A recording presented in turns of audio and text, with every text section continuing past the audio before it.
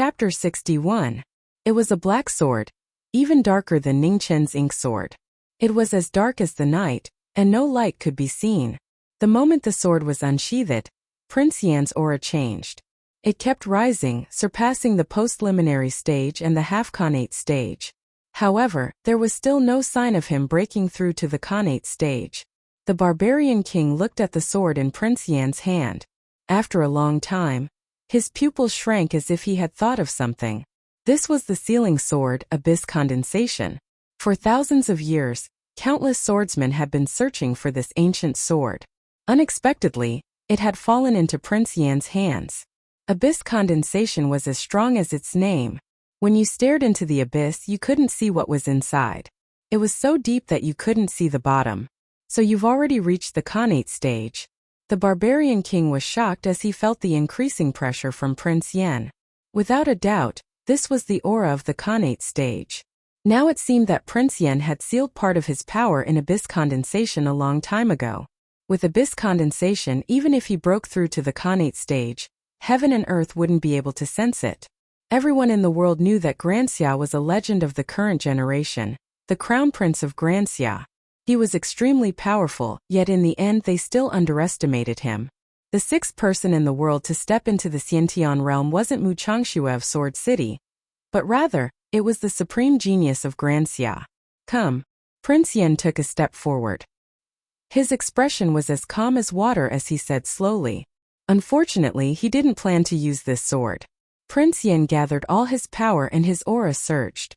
The pressure caused the space to wail. This was because he had just recovered his power. After familiarizing himself with it, he could control it freely. At the next moment, the abyss sword moved and the sky darkened. In an instant, time and space seemed to have been swallowed up. Prince Yan appeared before the barbarian king and slashed out the first and last sword attack with ease. Boom! The barbarian king blocked and punched back. However, at the moment of contact he felt his aura leak. His divine power seemed to have fallen into the abyss and he was sent flying. The stone pillars in the main hall couldn't withstand the huge force. Several of them collapsed and fell to the ground. Prince Yan held his sword and stood in place. He didn't follow up with another attack. The battle had already ended. The barbarian king had just broken through and his cultivation wasn't stable yet. He couldn't resist the abyss condensation. I lost. Amidst the mess, the barbarian king struggled to get up. The corners of his lips were dyed red, and his expression was somewhat dejected. He didn't expect that he would be defeated so quickly. He had lost. He had lost his first battle after stepping into the Xiantian realm. Prince Yan didn't say anything, nor did he console him. He turned around and walked to the sword rack. Then he slowly inserted the abyss in his hand. At the same time, Prince Yan quickly withdrew his aura and returned to the peak of the acquired realm. The barbarian king was not an ordinary person. He was someone who could let go of things easily. After a short period of dejection, he recovered his original free and easy spirit and asked the two of them to stay for a few days. Prince Yan did not object. He had just gone through a great battle and needed time to adjust. He was not in a hurry to leave. Ning Chen was extremely shocked. After witnessing the battle between the two absolute geniuses from the peak of the Hotian realm to the Xiantian realm, he finally realized how weak he was.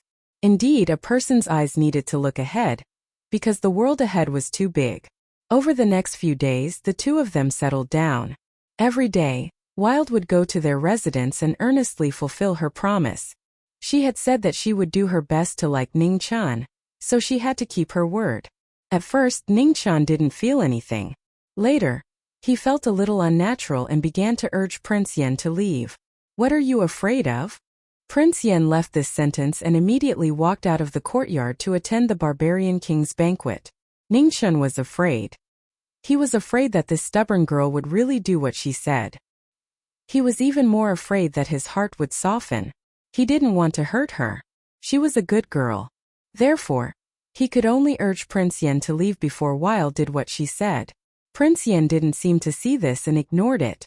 This made Ning Chen more and more worried. Finally, one day what he was worried about happened.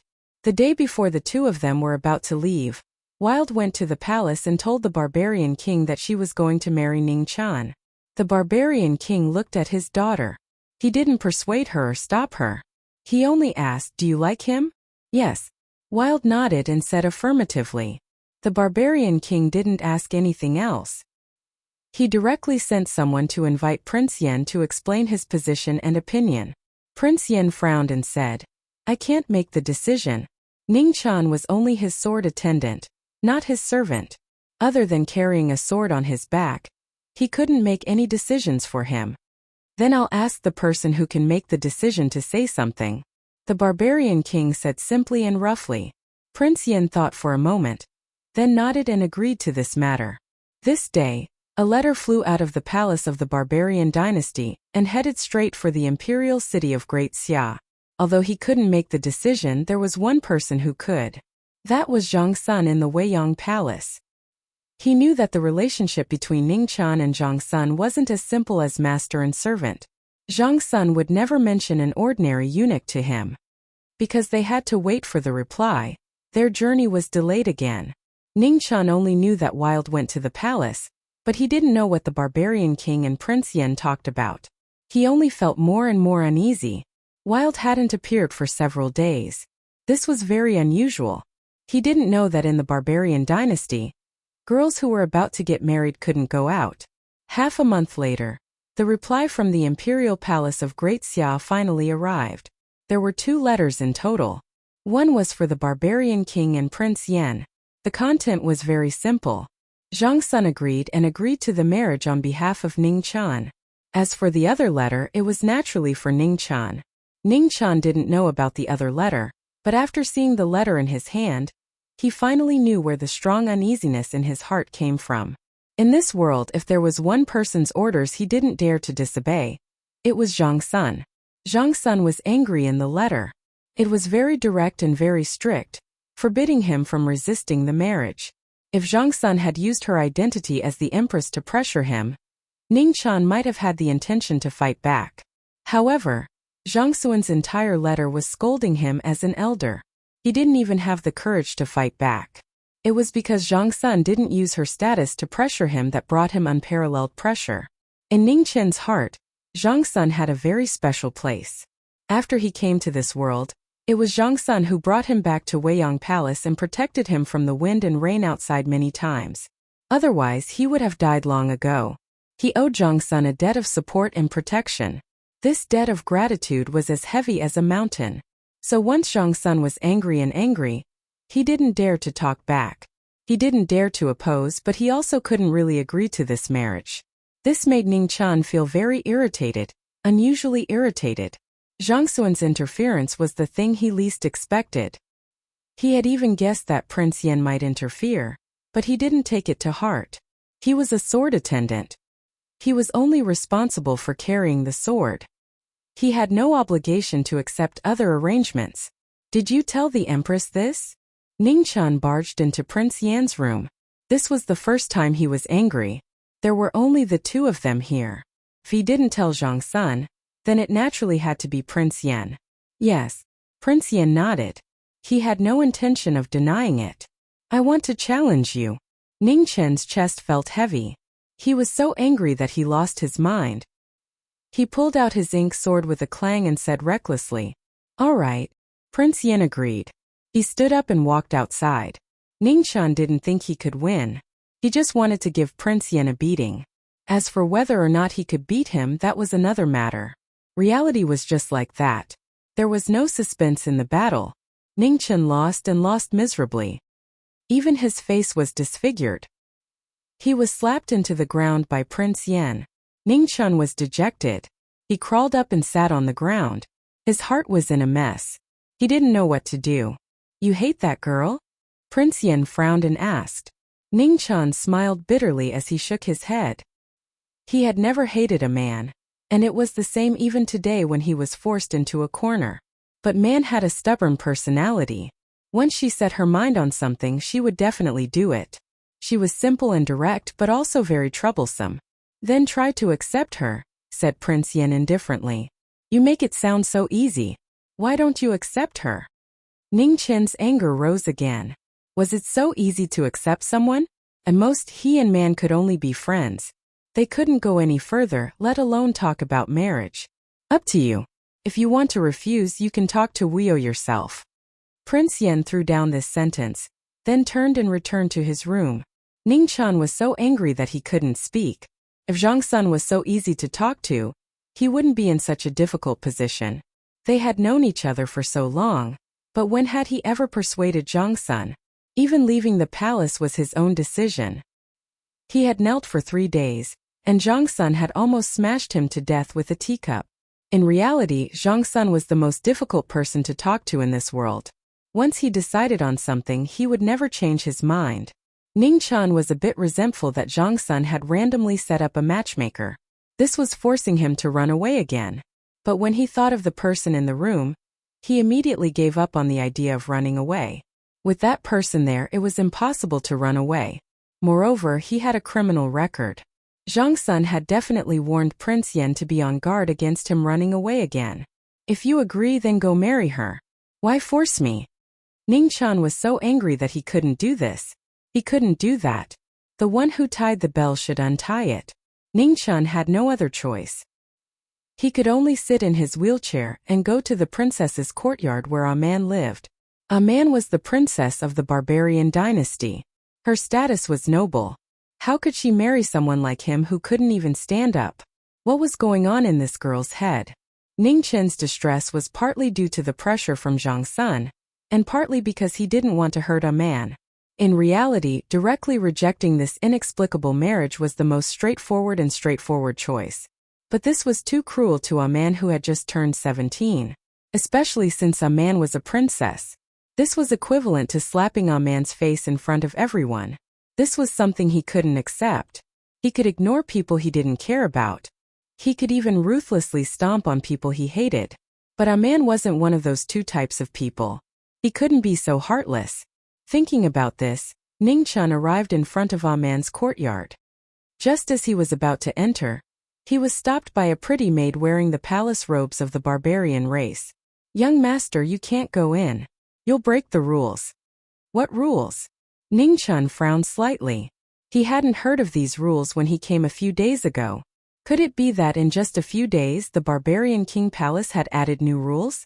The maid knew that the person in front of her was from the Central Plains and might not know the rules of the barbarian dynasty. She patiently explained, "Young master, you don't know. In the barbarian dynasty, whether it's a commoner or a princess, they can't go out before they're married. Naturally, they can't meet people casually." Ningqian was shocked and his heart was in a mess. Could it be that Zhang Sun had already agreed on his behalf? Why didn't anyone mention it to him? Chapter 62. Ningqian was both shocked and infuriated, but at the same time he felt even more helpless. If it was anyone else, he would have thrown them off without hesitation. Only Zhang Sun was an exception. It was just like an elder deciding a marriage for a junior without permission. Other than being angry and helpless, what else could the junior do? If an elder was wrong, then it was an elder's fault. If she thought it was right, then it was right. In Changsuan's eyes, deciding on his marriage was only natural. He didn't think it was inappropriate. In fact, it was inevitable. Zhang Sun was his only elder in this world. In the future, when he married, he would definitely have to get her approval. However, no matter what, he still hoped that when Zhang Sun decided on his marriage for him, she would inform him in advance. She didn't want to decide everything just because she was an elder, right? Changsuan's domineering attitude had already become a habit. Beneath her gentle and virtuous appearance was a domineering heart. He had long since seen through that, so he had always been a bit afraid of her. However, it was precisely because of that domineeringness that Zhang Sun would ignore even the Xia Emperor's attitude and protect him time and time again. Zhang Sun was already unrivaled. Whatever she thought was right, no one could compare to her in this aspect. He didn't dare resist, nor could he change Changsuan's mind. He could only try to change Wild's mind. Furthermore, he had to resolve this matter as quickly as possible. Right now, the only people who knew about this matter were only a few people in the barbarian king palace. There was still time to back out. Once this matter spread, it would become extremely troublesome. Although the barbarian dynasty wasn't large and couldn't compare to the Grand Xia, it was still an independent dynasty. As a princess, Wild's dignity was above all else. Marriage was a matter between two people. Breaking off the marriage was something that only one person could do. Someone had to be slapped in the face. He was thick-skinned and didn't care. Outside the monastery, a maid blocked the way. Ningqian couldn't enter, but he had to.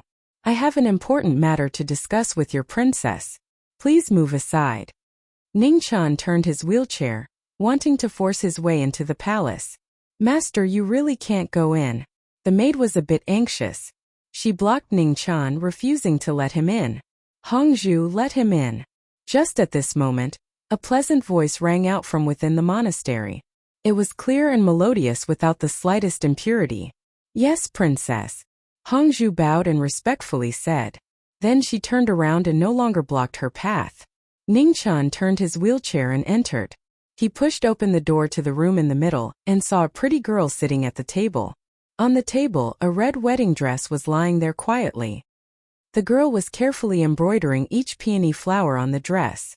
"I heard that before a woman from the Central Plains gets married, she has to embroider her own wedding dress so that she can live a happy life." A man did not raise her head to look at Ningqian. She was still focused on the embroidery in her hands. She had just started learning and was not very familiar with it. The peony flower was beautiful, blooming as brilliantly as blood. The heart of the flower still hadn't completely dried up. The girl's fingers were slightly red, but she was still embroidering without a trace of distraction. Ningqian's heart ached. He couldn't bear to see her like this, but it was also cruel. In the end, he made his decision and said, "Princess, we're not suited for each other." A man raised her head, and a wisp of surprise appeared on her pretty face as she asked, "You're unwilling to marry me?" "Yes." Ningqian nodded with a heavy heart. He really couldn't lie to this kind girl anymore. A man put down the red wedding dress in her hands and stood up. Then she said, "I'll go tell my father to cancel the engagement." She spoke without any hesitation and without any anger or dissatisfaction. It was just a simple notification. A man's straightforwardness surprised Ningqian, but after the surprise, he felt even more heartache. He knew that he had hurt this sincere girl. He was never willing to owe anyone anything in his life, but he owed a man a favor that could never be repaid. A man stood up and walked out of the room. When she passed by Ningqian, she stopped and said softly, "You asked me before if I liked you. At that time I didn't know, but now I know. I like you." She couldn't make things difficult for him. If he wasn't willing, then she wouldn't marry him. Sigh. Ningqian's heart ached. He was in so much pain that he couldn't speak. Why did fate always play with people like this? The red wedding dress on the table was lifted slightly by a breeze, and a faint fishy smell wafted over. Barbarian girls were never good at needlework, and barbarian princesses were the same.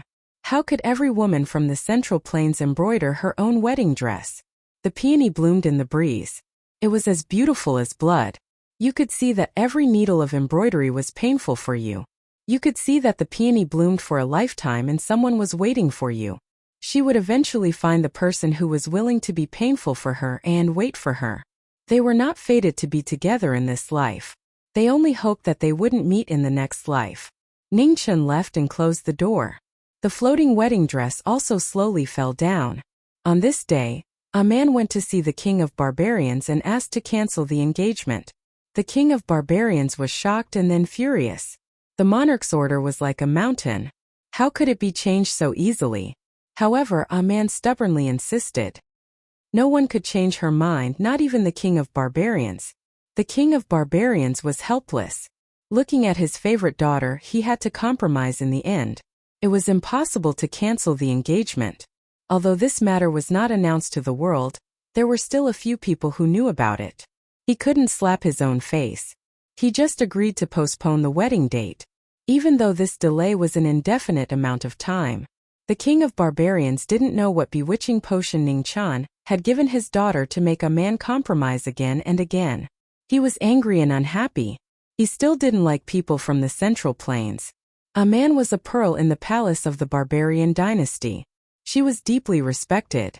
Therefore, several maids in the palace who knew the inside story suddenly became unfriendly to Ningqian and Prince Yan. Prince Yan just glanced at Ningqian calmly and didn't say anything about the wedding date being postponed. Since it was a foregone conclusion, there was no need for them to stay. After simply writing a letter to inform Zhang Sun of the matter, they were ready to leave. The king of barbarians naturally didn't intend to keep them this time. Because of Ningqian, he didn't treat Prince Yan well either. Before leaving, a man stopped Ningqian in front of the door of the small courtyard. She asked seriously, "Are you willing to take me to the Central Plains?" Ningqian was slightly stunned. Before he could answer, he heard a man speak again. She said with a trace of deeply concealed sadness, "As a friend." "Okay." Beside him, Prince Yan interjected indifferently and answered for Ningqian. Then he walked away, leaving the two of them temporarily. Ningqian sighed softly and nodded. He had no right to refuse.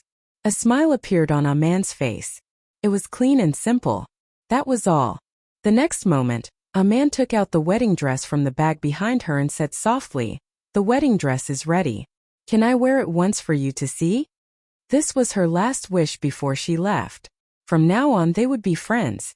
Ningqian was silent. He didn't refuse and silently turned to the side, leaving the room behind him to a man. A man entered the room and walked out soon. At this moment the entire world seemed to have lost its color. There was only a touch of beautiful red. The wedding dress was as red as blood. The girl was as beautiful as a flower. It was a perfect match. The peony flower was beautiful, but it couldn't compare to the girl's beautiful smile. Soon Ningqian turned and left. A man also took off the wedding dress and followed with a smile. The wedding dress was left in the room of the small courtyard. A drop of tear quietly fell from the wedding dress and disappeared in the blink of an eye. In the northern plains, warhorses neighed. The snow that had fallen intermittently for over 3 months had finally begun to melt. Winter had passed and spring had arrived. This meant that the war was about to begin. In the commander's tent, Fan Lingyue sat in front of a table and quietly read one report after another.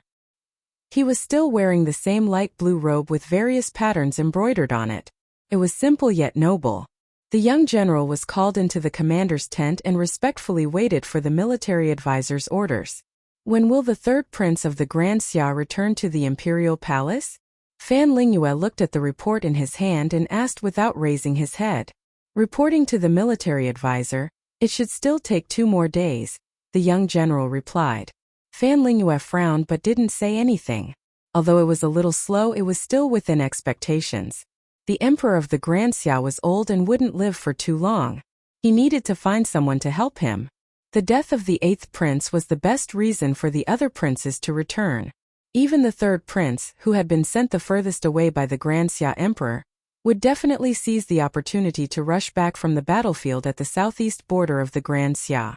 Right now, the 1st prince and the 10th prince had already returned to the palace. They were only waiting for the 3rd prince. And the 4 princes would all be gathered. Send someone to assassinate him. However, only failure is allowed, not success, Fan Lingyue ordered. Yes. Although the young general didn't understand, he still respectfully accepted the order. The military advisor wouldn't be wrong. He only needed to follow the orders. After the young general left, Fan Lingyue finally couldn't help coughing violently. Traces of blood flowed from the corner of her mouth and dyed the letter in front of her red. Her body was getting worse and worse. She had to make the best use of her time. Assassinating the 3rd prince of the Grand Xia was the fastest way to ignite the conflict between the 3 princes. Putting aside the 1st prince for now, the conflict between the 3rd prince and the 10th prince had already become irreconcilable because of the 8th prince's death. No matter whether the 10th prince had the intention to assassinate the 3rd prince or not, this assassination attempt would be attributed to him. As long as the Grand Xia was no longer a monolithic entity, she would have many ways to slowly widen this rift until this invincible dynasty completely collapsed. Thinking of this, Fan Lingyue couldn't help but sigh softly. How good would it be if the heavens could give her another 10 years? She thought of Ningqian. That youth was very similar to her. He looked kind but was actually extremely cold. He had deceived everyone in the world, including her. Unfortunately, although she had tried to kill him several times, she had failed in the end. After that incident in the Grand Xia Imperial City, it could be seen that the Empress of the Grand Xia protected him to the extreme. She actually personally escorted him out of the Imperial City, and even the Xia Emperor couldn't do anything about it. In the Grand Xia, that Empress's influence was unparalleled. She didn't even lose to the Xia Emperor. The bloodline of the eldest grandson even produced 2 marquises. Her background and strength were definitely not something that other nobles could compare to. For the Empress of the Grand Xia to insist on protecting someone, it was indeed a very troublesome matter. And now that Ningqian had Prince Yan by his side, it would be even more difficult to make a move on him. The reason why she was so eager to kill him wasn't because there was a grudge between them. She just didn't like the existence of any variables. Moreover, this variable had a weapon that everyone was afraid of. She couldn't be sure that the thing that had turned the Zhengqi Palace upside down back then could be mass-produced. But it was better to be safe than sorry. In her plan, she definitely couldn't allow anything to go beyond her control. Therefore, this Ningqian definitely couldn't be left alive. She had to think of some way to pull him away from Prince Yan's side. Chapter 63. In Sword City, the cold moon was high up in the sky. Suddenly, a sword aura soared into the sky. In an instant, it cut open the entire world. At that moment, all the swordsmen in Sword City sensed it. Their faces were filled with shock. They knew that the Sword of Sword City was about to make its move. The Sword of Sword City was a legend in the hearts of all the swordsmen in the world. No one had ever seen that sword make its move. Just its existence alone was enough to suppress everyone. Whoosh whoosh whoosh, the swords in the swordsmen's hands did not listen to their commands. They all flew into the sky and formed a path of swords to welcome the legend of the sword. It was an indescribable scene. The world was silent. Tens of thousands of swords were crawling and continuously humming. In the next moment, an edgeless sword appeared above the tens of thousands of swords. Without any hesitation, it flew towards the west with the tens of thousands of swords. Everyone in the world knew that the Sword of Sword City did not break through to the innate realm. However, that did not affect the power of that sword. In Sword City, the strongest was that sword. Even Mu Chengshua's existence could not change that fact. The innate realm was the only limit in the world. Only the Sword of Sword City, no matter what realm or cultivation it was nothing but a joke. In front of the legend of Sword City, everything was useless. Only the path of the sword was supreme. At that moment, everyone in the world could see that in the sky, tens of thousands of swords were paving the path. A sword was quickly flying towards the distance. It's here. In the first palace of the Eternal Night Divine Sect, the invincible martial monarch suddenly opened his eyes. He looked at the layers of obstacles and looked at the sword that was quickly approaching. He had agreed to that sword-proving battle. Today was the deadline. There were very few experts in the world who were qualified to have him prove his sword-proving battle. A qualified opponent was extremely important to that Sword of Sword City. Whoosh! In front of the first palace that was surrounded by the other palaces, a sword landed. White clothes, a cold face, and emotionless eyes were calmly looking forward, waiting for the opponent to appear. The martial monarch walked out with the divine halberd Tian Huang in his hand. He looked at the sword below with a trace of seriousness in his eyes. Please, Mu Bai said indifferently. The martial monarch walked forward. With a boom, his aura suddenly changed. A heavy pressure spread out, setting the start of the most intense battle. Clang, Mu Bai's body moved, and in the blink of an eye, he arrived in front of the martial monarch. His hand didn't move and his sword didn't move, but the sword aura around his body automatically condensed, attacking the latter. The martial monarch raised his halberd and waved it. The tens of thousands of sword energies were instantly shattered, along with Mu Bai, who had already arrived in front of him. However, when the afterimage dissipated, Mu Bai was still in the same place. He hadn't moved from the beginning to the end. The swords of Sword City, wherever the intent was, the sword would also be there. There was no distance between the intent and the sword. This was also the reason why Sword City was so strong. No one could be faster, more accurate, and more powerful than Sword City's sword. The invincibility of martial lords was due to the tyranny of their martial arts, and even more so because of their special physique. Blades and swords were hard to injure, and even if they were injured, they would not die. In this world, there was no one capable of defeating a martial monarch, and even less capable of killing a martial monarch. This was the reason why the 5 strongest people and one sword in the world were all undefeated. A newly advanced innate ranker might already be as famous as them in terms of title, but his true strength was still far from theirs. Mu Bai did not cultivate any heavenly book. Even though the travel scroll in Mu Chengshua's hand was given by him, the speed of Sword City's sword was still unparalleled in the world. Even Mu Chengshua, who cultivated the travel scroll, could not compare. The martial monarch waved his halberd. With one move he split the space between the two. With one halberd he cut through the gap between Mu Bai and Mu Bai. Mu Bai couldn't do limitless, but his true chi was boundless, so Mu Bai couldn't do it. The sword moved again. It avoided the desolate sky blade and condensed into the strongest point. With a so sound it pierced through the martial monarch's body. The martial monarch groaned, but his expression did not change. Instead, he took a step forward and waved his halberd. The world lost its color. Mu Bai's hand moved and the edgeless sword appeared. He blocked the halberd with his sword and stepped back. The corner of his mouth was dyed red. After one move, both of them were injured. They were evenly matched. The sword advanced, then became even faster. The halberd advanced, then became even stronger.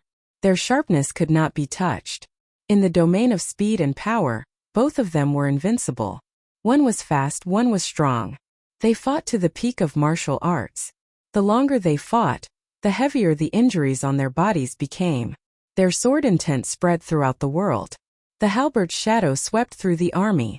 They were unrivaled. They could only be faster and stronger.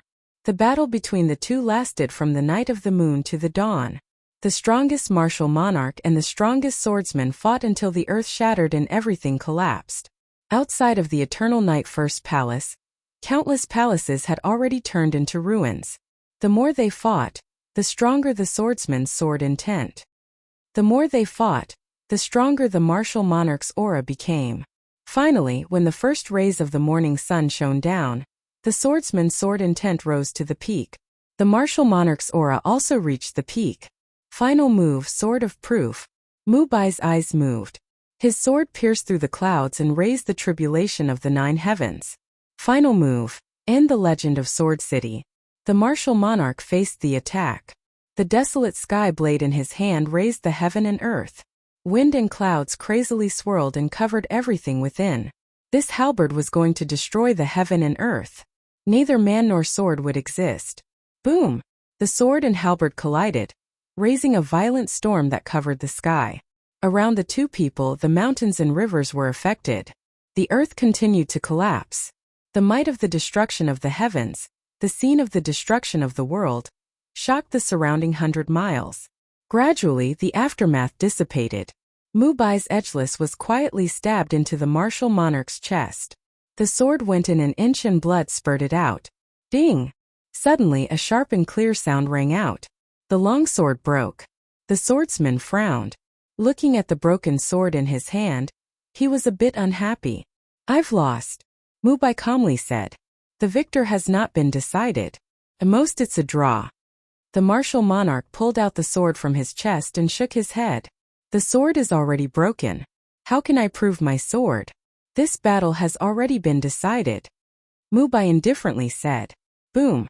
Just at that time, a strange phenomenon appeared in the sky. A white pillar of light rushed into the sky from the swordsman's body. The aura that shocked the world was the sign of breaking through to the innate realm. However, Mu Bai frowned. He glanced at the horizon and immediately waved the broken sword in his hand. In an instant, the strange phenomenon in the sky was broken. Noisy. The swordsman's impatient voice was still echoing. There was not the slightest hint of happiness. Little did he know that this was the realm that every martial artist in the world dreamed of reaching. At that moment, due to the appearance of the 8th innate realm, the world was in an uproar. However, before the crowd could even react, they saw an incomparably terrifying sword light cut through the sky. The sword shattered the strange phenomenon in the sky. Originally, there were still people guessing who this person who was about to enter the innate realm was. But with this sword, the answer was clear. In this world, the only swordsman who had such strength was the sword from Sword City. The only one who could look down on the heavens was also the sword from Sword City. The strange phenomenon collapsed. This time, the people of the world were even more confused. Could the sword from Sword City be considered to have entered the innate realm? In front of the Eternal Night First Palace, the martial monarch was also momentarily shocked by Mu Bai's actions. After a moment, he couldn't help but wildly laugh. His face was full of admiration. Heroic spirit. He thought he was already very tyrannical. He never thought there would be someone even more tyrannical than him, breaking through the innate realm with a single sword. Such boldness as expected of the legend of Sword City. The invincible martial monarch was still invincible. The news of the legend of Sword City being defeated quickly spread throughout the world. There was no sound of explanation in Sword City. After Mubai returned to Sword City, he disappeared. He wanted to wait for a sword that could allow him to prove his swordsmanship. In the southern border of Wuxia, Prince Yan, who had returned from the southern barbarian, brought Ningqian and Aman to Prince Yu's residence. After almost 20 years, the brothers met for the first time. Prince Yu was very young. He was only in his early 20s. He had inherited the martial prowess of the previous Xia emperor. He was a very amiable prince. The meeting went smoothly. Prince Yu warmly welcomed the three of them. Prince Yan looked at his youngest brother. Although he still didn't speak much, his expression was much gentler. As the four of them chatted, Ningqian and Aman basically became the background. Aman was someone who couldn't stay idle. Very soon she showed a bored expression. Seeing this, Ningqian immediately suggested to Prince Yan and Prince Yu that he wanted to take Aman out for a walk. Aman smiled happily without hiding anything. Prince Yu was startled at first, then he laughed loudly. This was the first time he met someone who found him annoying and boring. This pair of young people were indeed rare and interesting people. Ningqian left with Aman. Prince Yu's smile gradually disappeared. He looked at Prince Yan and sighed. Third brother, you shouldn't have rejected the position of crown prince back then. Prince Yan frowned slightly. These words had hidden meanings and were very disrespectful. They shouldn't have come out of the former's mouth. Prince Yu said seriously, Third brother, I know you don't want to be bound by power, but the current Xia emperor is indeed not a wise ruler.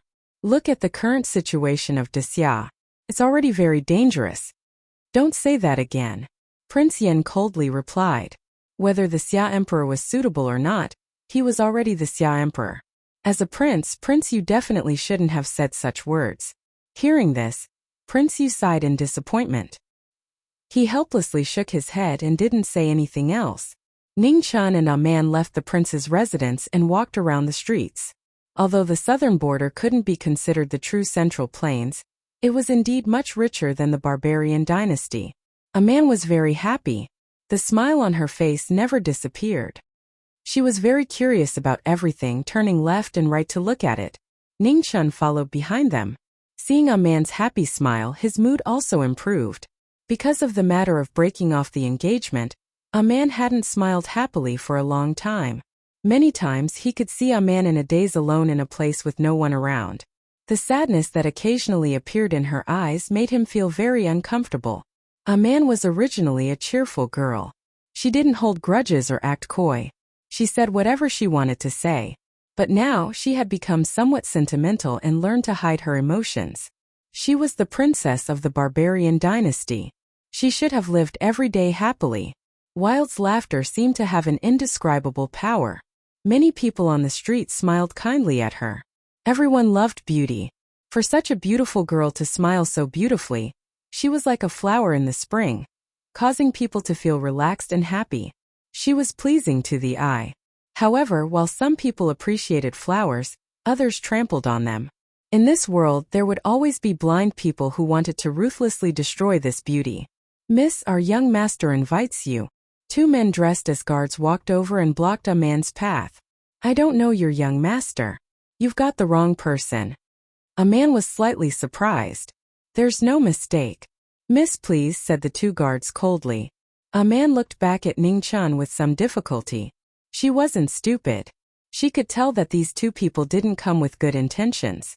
But this wasn't the barbarian dynasty. She didn't want to cause trouble for Ningqian. Just as Aman was about to agree, a bone-chilling voice rang out from the youth behind her. She won't go with you. At this moment, Aman's pretty face broke into a smile, and her eyes glistened like limpid autumn waters. Chapter 64. Aman consciously walked behind Ningqian, giving him the authority to handle this matter. He was the one who had brought her out, so he should protect her. Her father had said that no matter if it was the barbarian dynasty or the Central Plains, if something happened, a woman could never walk in front of a man. She did not understand before, but now she did. In front of a man, Ning Chen's eyes were cold enough to freeze, causing the people on the street to unconsciously move aside. Just a moment ago, when this young man had been following behind the young girl, he had clearly been a good-natured youth with smiling eyes, quiet and warm. They did not expect that in just a short moment a person could change so much. The two guards could also see that this youth was not simple, but as people of the Wuhou government, in this southern borders Tianfu city, they had nothing to fear. The two of them stepped forward, wanting to forcefully grab him. Ning Chen's eyes became even colder, the killing intent in his heart difficult to suppress. He had finally managed to get a man to smile again, but now there were people who were blind enough to try and snatch her away. The Great Xia dynasty had been established for over 1,000 years, and the laws were strict. He did not expect that there would be such a thing as blocking people on the street and bullying people.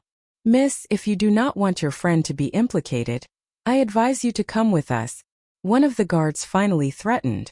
A man shook her head. "I'm not going." A cold smile flashed across the guard's face. She really did not know the difference between life and death. The other guard did not say anything, directly reaching out to grab a man behind Ning Chen. Shua! The black light flashed and returned to its scabbard. Before anyone could react, they saw an arm fly out. Blood spurted out and splattered all over the ground. "I already said that she will not go with you." Ning Chen's left hand tightly grabbed the guard's throat, allowing the latter's blood to splash onto his body. Then he tightened his grip, and the sound of bones cracking could be heard. The guard fiercely struggled, but was unable to move an inch. The expression of the guard beside him greatly changed, and he unsheathed his sword and slashed at Ning Chen. Humph! Ning Chen's eyes became cold, and his left hand pointed at the guard's sword. With a crack, the sword broke and the guard flew away, blood spraying everywhere.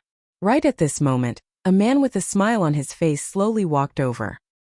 He wore an ice-blue satin robe, and his jet-black and dense hair was simply tied up with a jade hairpin. Beneath his dashing eyebrows was a pair of slender peach blossom eyes that were filled with a smile, and he looked peaceful and harmless. "Friend, can you be merciful? Forgive this disappointing guard of mine," said Ji Yuntang warmly to the youth in front of him. "They are your subordinates." Ning Chen turned his head and asked. "Yes." Ji Yuntang nodded. "That won't do." With that, Ning Chen loosened his grip.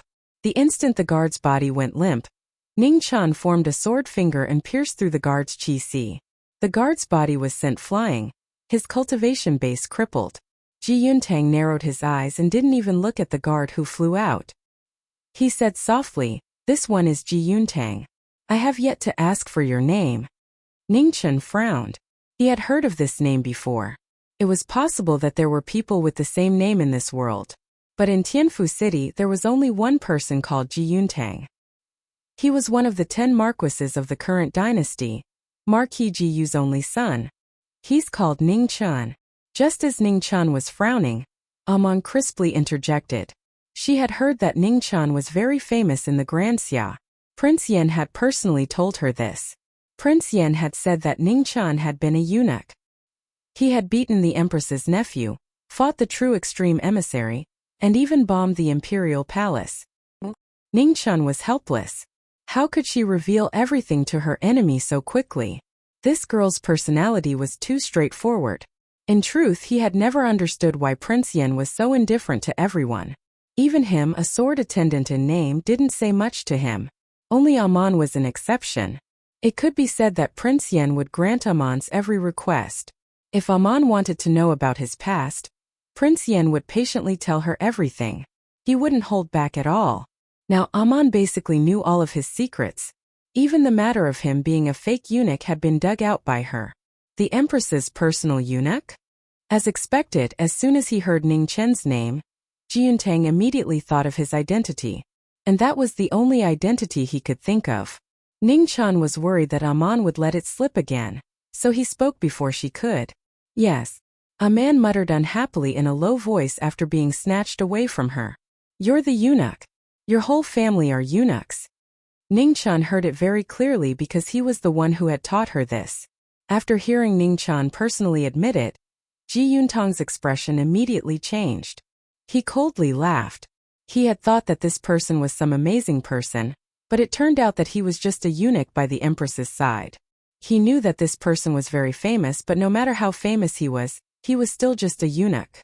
To the side, Ning Chan calmly watched Ji Yuntang's expression change without saying anything. In truth, they were somewhat similar. They both liked to use smiles to disguise themselves. The only difference was that Ji Yuntang's patience was somewhat lacking. After knowing that his opponent's identity wasn't a threat to him, he immediately stopped pretending. "I want this girl," Ji Yuntang said domineeringly. "Oh." These were the most direct, domineering, and also the most brainless words Ning Chan had heard in the past few days. "This young lady is mine." Ning Chan smiled brightly and replied in the same manner. Behind him, Aman immediately smiled like a flower. Although she knew that Ning Chan had said these words to infuriate this loathsome person, she was still very happy to hear them. Since you don't know the difference between life and death, then let's see who's the real deal. As expected, Ji Yuntang was infuriated and couldn't hold back any longer. He took a step forward and raised his fist, smashing it towards Ning Chen's head. He was a 5th-rank martial artist. Taking care of a little eunuch was nothing to him. Seeing Ji Yuntang's suicidal actions, Aman unconsciously retreated 2 steps. She understood Ning Chen's personality, so she didn't want to get too close. Ning Chan turned his head. Seeing Aman hiding so far away, he couldn't help frowning. He softly said, "If Senior asks, you have to prove that I was forced to take action." Ever since he had been seriously injured last time, Prince Yen had forbidden him from casually taking action. He knew this was for his own good, so he had agreed. Sometimes a man's promise was really troublesome. After Ning Chan finished speaking, he didn't wait for Aman's reply. He turned his head and looked at the fist in front of him. He clenched his right hand and immediately used force to break it. Immediately there was a crisp crack. Broken bones broke and blood splattered everywhere. The intense pain caused Ji Yuntang's face to immediately distort. However, before he could cry out in pain, he saw the sword in front of him and his mute point was instantly suppressed. After the fight, Ning Chan wiped the blood off his face and body. Then he looked at the clean man and finally understood why this girl had retreated just now. The girls of the barbarian dynasty were really smart. Aman was very happy. Even though she had been blocked and almost taken liberties, now she couldn't even stroll around the streets. However, she was still very happy. Thus, on the way back to Prince Yu's residence, Aman had a happy smile on her face. This made Ning Chen's displeasure disappear. Everything else was trivial. As long as Aman was happy, it was fine. Today's fight wasn't in vain. It was worth it. When they returned to Prince Yu's residence, Ning Chan was about to go back to change his clothes. Aman was also about to go back to rest. However, they met Prince Yen at the entrance of the residence. Prince Yen saw the happy Aman and Ning Chan covered in blood. He couldn't help but frown. "Did you fight?" Ning Chan nodded helplessly. "Someone took liberties with Aman. I had no choice." "They attacked first," Aman added. Prince Yen nodded and didn't pursue the matter. He asked, "Your injury didn't relapse, right?" "No, the other party was weaker," Ning Chan replied. "That person is called Ji Yuntang," Aman added. Ning Chan was speechless again. "Miss, it wasn't easy to smooth over the fight. Can you not ruin it at this time?" Sure enough, Prince Yen frowned again when he heard this name. He seemed to have heard this name before. After thinking for a moment, he asked uncertainly, "Marquis Ji Yu's son?" "Yes," Ning Chan replied. Prince Yen thought for a moment and then said lightly, "If you fought, then so be it. I'll send someone to deliver medicine later." "Thank you, Senior." Ning Chan thanked him respectfully. However, Ji Yuntang's injury couldn't be cured with medicine. It took 100 days to recover from a serious injury, let alone a broken bone. Seeing that the two of them were fine, Prince Yen didn't say anything else. He turned and walked towards his room. Before turning, he paused and said calmly, "Don't fight again before your injury recovers." "Yes," Ning Chan replied. After Prince Yen left, Aman touched Ning Chen's arm and asked, "Is that Marquis Ji Yu powerful?" Ning Chan nodded. "Very powerful." "How powerful is he?" Compared to you? Aman asked curiously. Ningchen was helpless. How could he compare? It was impossible. But since Aman asked, he could only answer. He can beat 100 of me alone. So powerful, Aman said in surprise. She couldn't beat Ningchen. Didn't that mean that Marquis you could beat 100 of her? Ningchen nodded with certainty. In the barbarian dynasty, her father was probably the only one who could suppress Marquis Jiyu. Every Marquis of Great Xia was more than just a little powerful. Compared to Senior? Aman asked curiously again. Senior can beat quite a few of him. Ningchen cut off the road. The Great Xia has so many experts. Aman's tone was filled with envy. In the barbarian dynasty, there were pitifully few martial artists above rank 7, let alone these powerful experts. Ningchen didn't reply. In truth, the barbarian dynasty was not weak. Although there were fewer martial artists, the soldiers of the barbarian dynasty were all brave and skilled in battle. They were not to be trifled with. Unless a martial artist reached the Xiantian realm, there was no way they could contend against the war machines. No matter how strong a Hotian martial artist was, there would be a time when they ran out of qi. Once they ran out of qi in front of tens of thousands of soldiers, only death would await them. In the past few years, the barbarian dynasty and the Great Xia had clashed many times. The Great Xia had also suffered many casualties. In the end, the Great Xia Emperor had sent one of the 10 marquises, Marquis Jiyu, to personally suppress him. Only then did the barbarian dynasty gradually settle down. Of course, there was no need for him to say this to Aman. He also wouldn't say it. Aman's way of thinking was actually very simple. She could clearly distinguish between right and wrong. If it was right, she would do it. If it was wrong, she wouldn't do it. There was no need to beat around the bush. Sometimes he really liked to talk to Aman. He didn't need to think about this and that. He only needed to simplify things and he would be able to get along well with her. For example, if he were to talk about the strength of martial arts in detail, Aman wouldn't be able to understand. But if he simply quantified the strength of martial arts, Aman would be able to understand. In reality, could Marquis Jiyu really beat 100 of him? He didn't know. Maybe he could, maybe he couldn't. Maybe 100 wouldn't be enough. They had never fought before, so how would he know? However, that son of his was really weak. He could definitely beat 100 of him by himself. Chapter 65. That night, the moon hung high in the sky. Ningchen was sitting alone in his room, preparing to meditate when he heard a knock on the door. The door isn't locked. Please come in, said Ningchen. Creak. The person who came in was a man. Under the dim light of the night, her delicate and charming face was exceptionally moving. What's wrong? Asked Ningchen with concern. I can't sleep. A man stood there, her words still so direct. It was just that it didn't seem appropriate for a man and woman to be alone together. But the two of them weren't ordinary people. One didn't care and the other didn't care. So whether or not it was appropriate, she still came in. If you can't sleep, you can cultivate, suggested Ningchen. This girl's talent wasn't bad. And she also had an extremely powerful father. Moreover, she had started cultivating from a young age, but she still hadn't reached 4th grade Hotian. He was speechless at this kind of progress. I don't want to cultivate. A man straightforwardly replied. Ningchen was helpless. If she didn't want to cultivate, then so be it. The world didn't lack such experts. How about I accompany you for a chat? Suggested Ningchen. Alright, what do you want to talk about? A man sat down in a serious manner.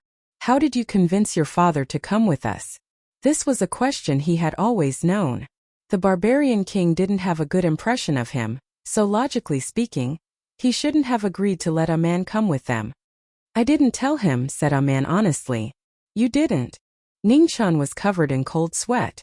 You left in a hurry, and I found out late, so I didn't say anything. A man nodded. Ningchen felt a chill run down his back. That was a powerful person who could fight with the Yen prince, and he was also a Xiantian. If he kidnapped his daughter like this, wouldn't the barbarian king tear him apart? Why didn't the barbarian king's palace stop you? Ningchen was very unhappy. That was their princess. Weren't they afraid of losing her? Why would they stop me? A man didn't understand. It wasn't her first time leaving the palace. That's true. Ningqian helplessly nodded. In the world that a man lived in, she could do whatever she wanted. She was a princess. Other than the barbarian king, she had the highest authority. Let alone leaving the palace, even if she blew up the palace, the barbarian king's first concern would be whether or not a man was accidentally injured. Thinking back to how he had almost been killed by the furious Zhongsun in order to leave the palace, now that he thought about it and compared himself to a man, his heart immediately felt sour. People couldn't be compared to each other. Otherwise, they would be angered to death. Then aren't you going to write a letter to your father? Ningqian reminded her tactfully. With this girl's personality, it was very likely that she had never thought about this matter. Sure enough, a man frowned when she heard this, and then she nodded vigorously. All right, I'll go back and write a letter. As soon as she finished speaking, a man stood up and left without the slightest hesitation. Ningqian was stunned. He felt that there was still a generation gap between him and this lady. Weren't they just chatting? Is it appropriate for you to leave like this? However, considering this girl's usual style, he decided that he had to adapt himself. After the conversation ended, Ningqian prepared to extinguish the lamp. He didn't cultivate or adjust his breathing, but instead went straight to rest. He didn't have enough brains. He needed to reflect on himself. However, at this moment there was a knock on the door again. The door isn't locked. Please come in, Ningqian said helplessly. Prince Yan pushed the door open and entered. Sensing the familiar aura in the air, he asked calmly, a man came by? Yes, she just left. Ningqian nodded and didn't hide anything. Prince Yan didn't ask any more questions. Instead, he stated his purpose of coming. I might have to leave for a while. Ningqian frowned and asked, how long? Prince Yan thought for a while and replied, about 7 days. Ningqian felt a trace of uneasiness, but he couldn't tell why. He hoped that he was overthinking. When are you leaving? Ningqian asked. Tonight, Prince Yan replied with certainty. Senior, don't worry. A man and I will take care of ourselves, Ningqian said calmly. Prince Yan nodded and then reminded him one last time, don't be rash. If there's anything, wait for me to come back. Ningqian nodded his head and agreed. Prince Yan thought for a while. His face flashed and he returned to his middle-aged appearance. Ningqian was slightly surprised and asked, Senior, why are you doing this? Prince Yan said calmly, if I don't get old, someone will be very uneasy. Ningqian opened his mouth but didn't say anything. Did someone as strong as Prince Yan have to worry about that person's feelings? Prince Yan left. However, as soon as he left, someone unexpected came. It was the master of the prince's residence, Prince Yu. He didn't have any impression of Prince Yu. Today was the first time they met, and they didn't even speak a word. May I know why Prince Yu is here? Ningqian asked politely. Hey, I had nothing to do at night, so I came to sit, Prince Yu said with a smile. Ningqian sneered in his heart. Nonsense. The night was long and he didn't want to sleep. He wanted to sleep more than anyone else, but they kept coming one after another. Were they not done yet? A man didn't say anything. It didn't matter how long he sat here. He would treat him like an ancestor. Prince Yan didn't say anything either. This was his current boss, so he had to treat him well. But why did a prince you come to a small eunuch's room in the middle of the night instead of sleeping? I'm honored that you've come in person. Ningqian smiled obsequiously. He was already so skilled that he couldn't be more skilled. Wasn't it just wrangling? He wouldn't sleep tonight. He'd keep you company. Ningqian, how long have you been in the palace? Prince Yu asked with a warm expression. Ningqian calculated, then said, half a year. He should still be a person with an official position. Zhongsun and Emperor Xia hadn't put his affairs on the table, even though they both knew he couldn't go back. What do you think of His Majesty? Prince Yu asked, intentionally or otherwise. He knows how to use people well. He's magnanimous. He follows advice readily. He's kind and loves the people. He's good at war. He's wise and powerful. He's a virtuous ruler. Ningqian recited fluently. After saying that, Ningqian glanced at Prince Yu, who was in a daze. He thought to himself, that's not enough, right? I have more. For example, he's diligent in government affairs. He's never stopped reading. He's strict with himself. He's eloquent. He's elegant.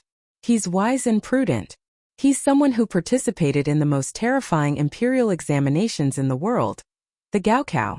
Being able to recite a few idioms was the most basic of the basics.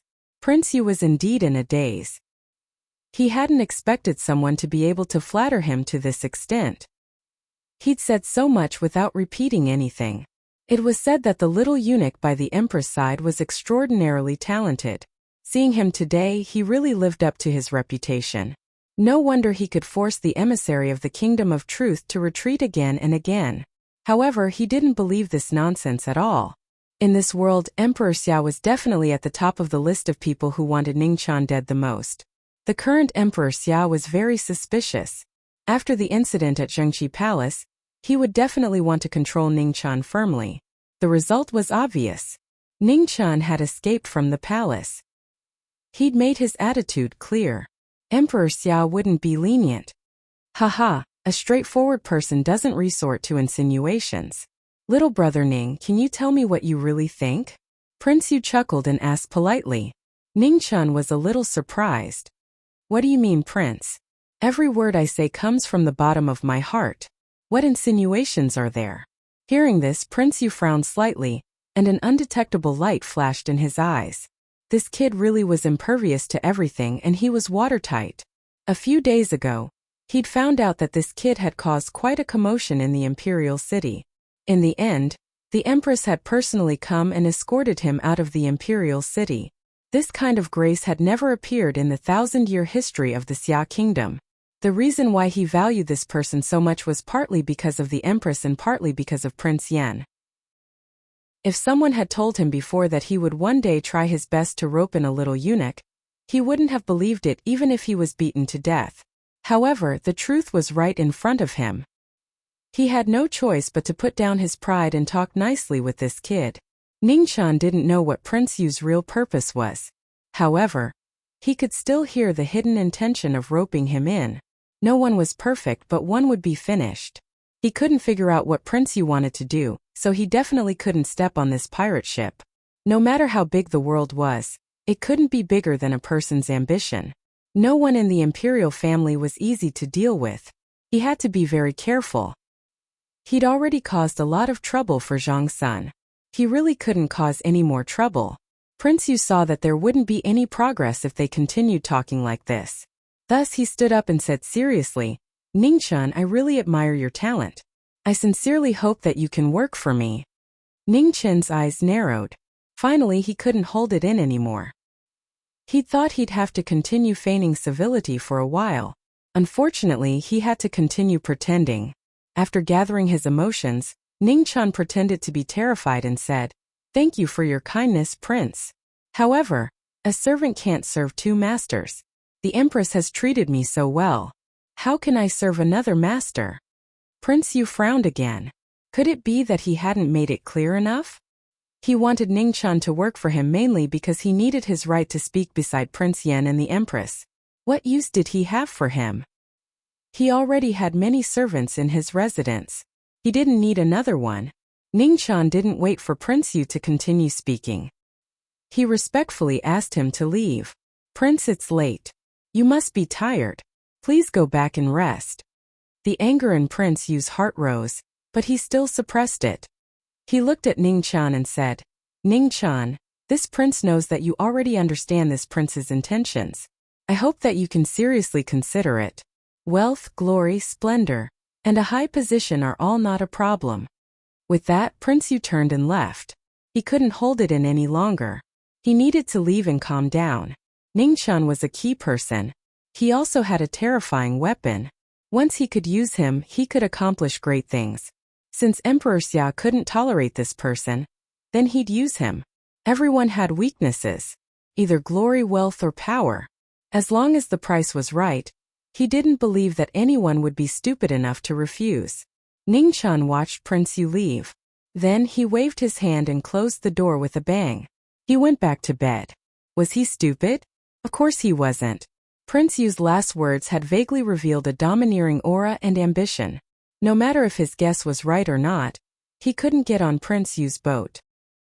In this world, other than glory and high positions, there was something else called life. Now that Emperor Xia wanted to kill him, he had Zhongsun to protect him. If his guess was right and he still recklessly followed Prince Yu, then the first person to chop off his head would be Zhongsun. He wasn't afraid of death, but he didn't want to court death. Moreover, he didn't like Emperor Xia only because Emperor Xia wanted to kill him. Other than that, he didn't have any dissatisfaction with Emperor Xia.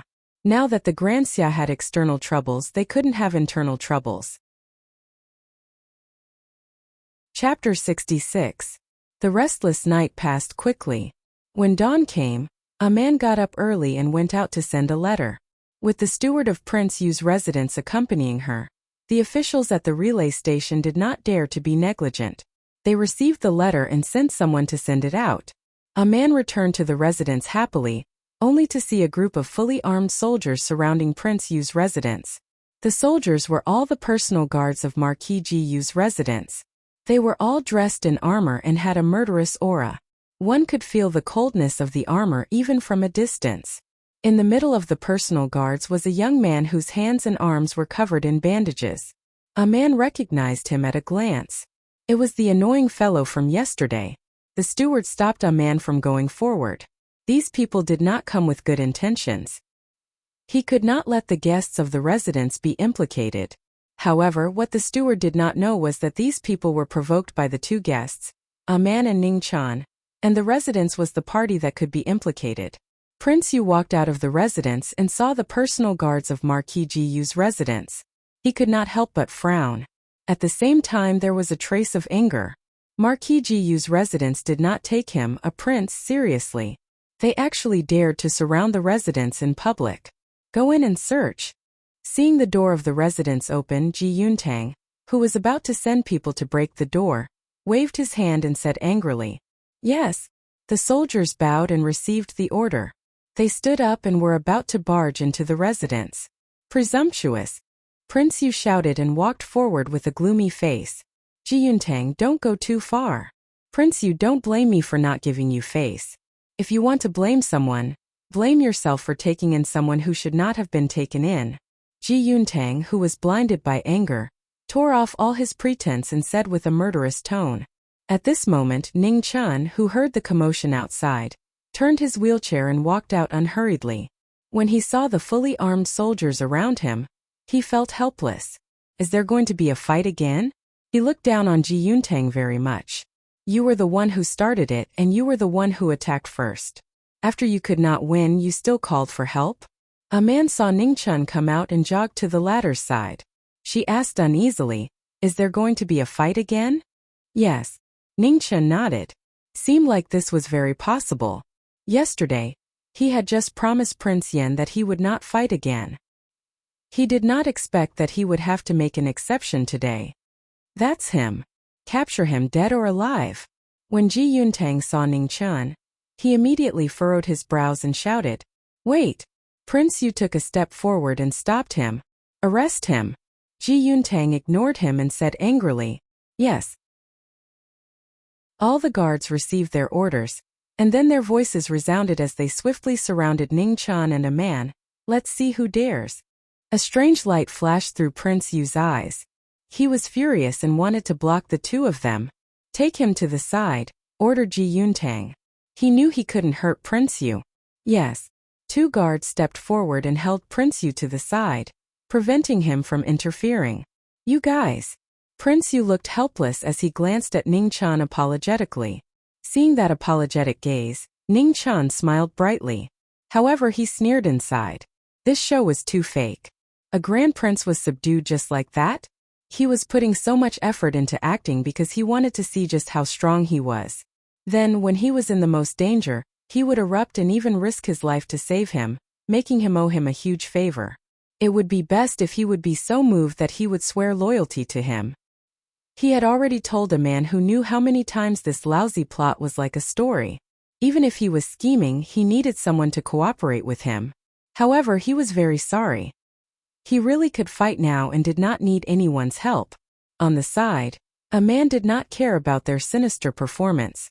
Instead, she looked inside the residence. Seeing that Prince Yen was not there, she asked curiously, "Where's Senior?" "He went on a long trip," replied Ning Chun.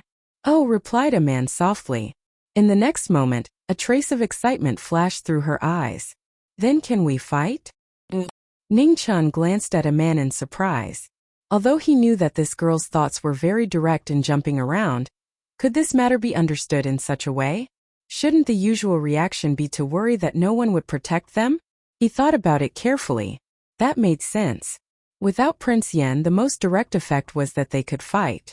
It turned out that the uneasiness in A Man's eyes was not because she was worried about the trouble they had caused, but because she was worried about what would happen if Prince Yen found out about the fight. Under such a heavy atmosphere, this girl could still think like this. Her train of thought was indeed very valiant.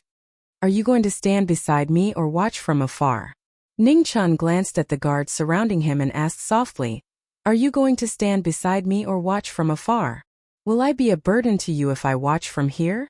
A man asked awkwardly. Ning Chan glanced at them again, thought for a moment and said, "It's fine. My opponents are weaker. I can still take care of them." "Then I'll watch from here," Wild said without hesitation. The two of them spoke very softly, but the bodyguards present were all ranked martial artists after all. For a moment, their faces were unusually gloomy. This young man was too arrogant. "Go!"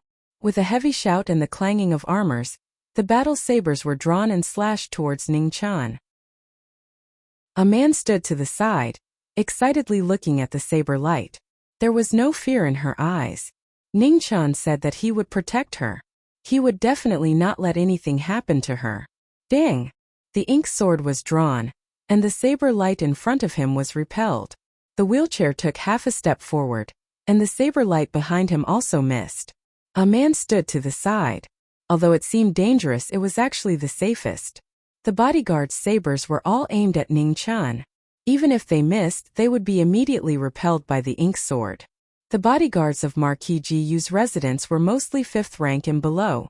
After all, the bodyguards of Marquis Jiu could not compare to Emperor Xia's shadows and Dark Dragon guards. Moreover, Ning Chan was no longer the martial arts idiot of the past. It was not difficult for him to deal with them. Taking into account the existence of Marquis Jiu, Ning Chan did not want to kill him. Between the moves, there was not much killing intent. The more the bodyguards fought, the more shocked they became. They discovered that they could not do anything to the youth in front of them. Pung pung. Another 2 figures flew out and smashed into the stone ground in front of the prince's residence. They could not get up for a while. Kill. Suddenly, 3 bodyguards exploded with all their strength. Bypassing Ning Chen's sword, they mercilessly slashed their sabers at a man. A man did not react, but Ning Chan did. His sword repelled the 2 sabers, and then with a twist, his sword went for the throat. The 3rd bodyguard blankly fell to the ground. Blood sprang 3 feet high from his throat. Ning Chen's expression was gloomy. He had held back because he did not want to completely offend Marquis Jiu, but that did not mean he did not dare to kill him. A man moved back. Ning Chan gently pulled a man behind him. His eyes coldly looked at the bodyguards who were still trying to surround them. "Since you want to die, then don't live." In the next instant, Ning Chen's sword and body moved. Everyone only saw a blur before their eyes. The snow in front of them was the last thing they saw before death. Immediately after, the ink light continuously danced, bringing with it a spray of blood. Not long after, the ground was littered with corpses. It was a shocking scene. In the blink of an eye, there were no longer any people standing around the wheelchair. Ji Yuntang was dumbfounded. Prince Yu also frowned. None of them had expected Ning Chan to be so powerful. Ning Chan put away his sword. His chest felt a bit stuffy. That was a sign his injuries were not stable. There was a reason why Senior had not allowed him to fight. If he used up too much of his true qi, there was a chance his injuries would erupt. "A man pushed me back," said Ning Chan softly. "Oh, okay." A man ran over and pushed Ning Chan back into the prince's residence. Before entering the prince's residence, Ning Chan turned to look at Prince Yu. He respectfully said, "Thank you for protecting me just now." Ning Chan is endlessly grateful. Prince Yu raised an eyebrow and forced a smile. "You're too courteous." Ning Chan then glanced at Ji Yuntang. "Young Marquis, I advise you to think of a way to explain what happened today. I think Marquis Yu still doesn't know that you privately mobilized troops to surround the prince's residence. You're on your own now. Neither he nor Ji Yuntang could escape responsibility for what happened today. Privately mobilizing troops to surround the prince's residence was a huge crime. Massacring the Marquis's personal guards was also a huge crime. If they really wanted to argue about it, both of them would be beheaded. If Marquis Yu didn't want his son to die, then this matter could only be suppressed in secret. After returning to the prince's residence, Ning Chun was finally unable to suppress the stuffy feeling in his chest. He violently coughed twice, and a trace of blood seeped out from between his fingers. A man's face turned pale with fright. She hastily used her sleeve to wipe away the blood. She sobbed, "Don't scare me. Don't die." Shay. Ning Chun was helpless. Who said that vomiting blood would definitely lead to death? If that was the case, who knew how many times he would have already died? "Don't worry, I'm fine." Seeing that a man was about to cry, Ning Chun forcefully endured the feeling of spitting out another mouthful of blood and spoke with great difficulty. "Really?" A man didn't believe him. "Really?" Ning Chun nodded with certainty. "A man, Go out for a moment. I'll change my clothes." "Okay." After coaxing a man to leave, Ning Chun covered his mouth and vomited a mouthful of blood. The blood flowed out from between his fingers and dyed most of his clothes red. Fortunately, a man was a straightforward person. She believed whatever he said. In the northern plains, a young general quickly walked into the commander's tent and said respectfully, reporting to the military advisor, "Prince Yan left Tianfu City last night." Fan Lingyue was currently sitting in front of a table in the tent with her eyes closed in deep thought. After about 3 breaths of time, she calmly asked, "Has Si Mingjian set off?" "They set off this morning and will reach Tianfu City in 3 days. The young general replied. "Very good. You may leave." Fan Lingyue nodded and said, "Yes." The young general bowed respectfully, then turned and left. After the general left, Fan Lingyue slowly opened her eyes. She looked at the wooden box in front of the table and sighed softly. "I hope you like the opponent I prepared for you." Prince Yan's departure was arranged by her. In this world, the only place Prince Yan could go and Ning Chun could not was the Great Xia Palace. And the only one who could summon Prince Yan back to the palace was Emperor Xia. She could not control Emperor Xia, but she could control Emperor Xia's officials. There were many officials in Great Xia, and not all of them were righteous people. She simply made 4 officials work together to write a memorial and secretly spread the rumor of Prince Yan colluding with the enemy to every corner of Emperor Xia's city. Many people in the world knew that Prince Yan went to the barbarian dynasty a few days ago and stayed in the barbarian palace for a long time. Emperor Xia was a suspicious person. Even if he knew that this was very likely a rumor, he would definitely summon Prince Yan back to the palace to explain. Zhang Sun was not by her side, and Prince Yan had left. Ning Chun was at his weakest now. She only needed to seize this opportunity and send people to get rid of him. The variable she was worried about would disappear forever. Unfortunately, they were so similar. If it were not for their different standpoints, perhaps they could really be friends. However, there were no hypotheticals in this world. She would not be soft-hearted because of this so-called mutual appreciation. Compared to the future of the Northern Meng imperial court, personal feelings were not worth mentioning. For this goal, she could sacrifice anyone, even herself. Chapter 67. The next day, Prince Yu's residence received an invitation letter. It was for Ning Chun, written by Marquis Yu himself. It was written with a strong force that penetrated the back of the paper. There was a hint of dominance in the firmness. One look and one could tell that it was the handwriting of a master at the peak of martial arts. Ning Chun received the letter. This time he didn't bring a man with him. Instead, he went by himself. He didn't know what kind of person Marquis Yu was, so he couldn't take a man with him. Logically speaking, as a martial Marquis of Xia, he should not be an unreasonable person, but it was hard to know what was in a person's heart. He had to be on guard. If it wasn't for the fact that the invitation letter was for him, and that it was written by Marquis Yu himself, he wouldn't have come at all. He had all kinds of habits in his life, but he didn't have the habit of seeking death. Furthermore, with the example of the Northern Martial Marquis, his impression of the Great Xia Martial Marquis was very average.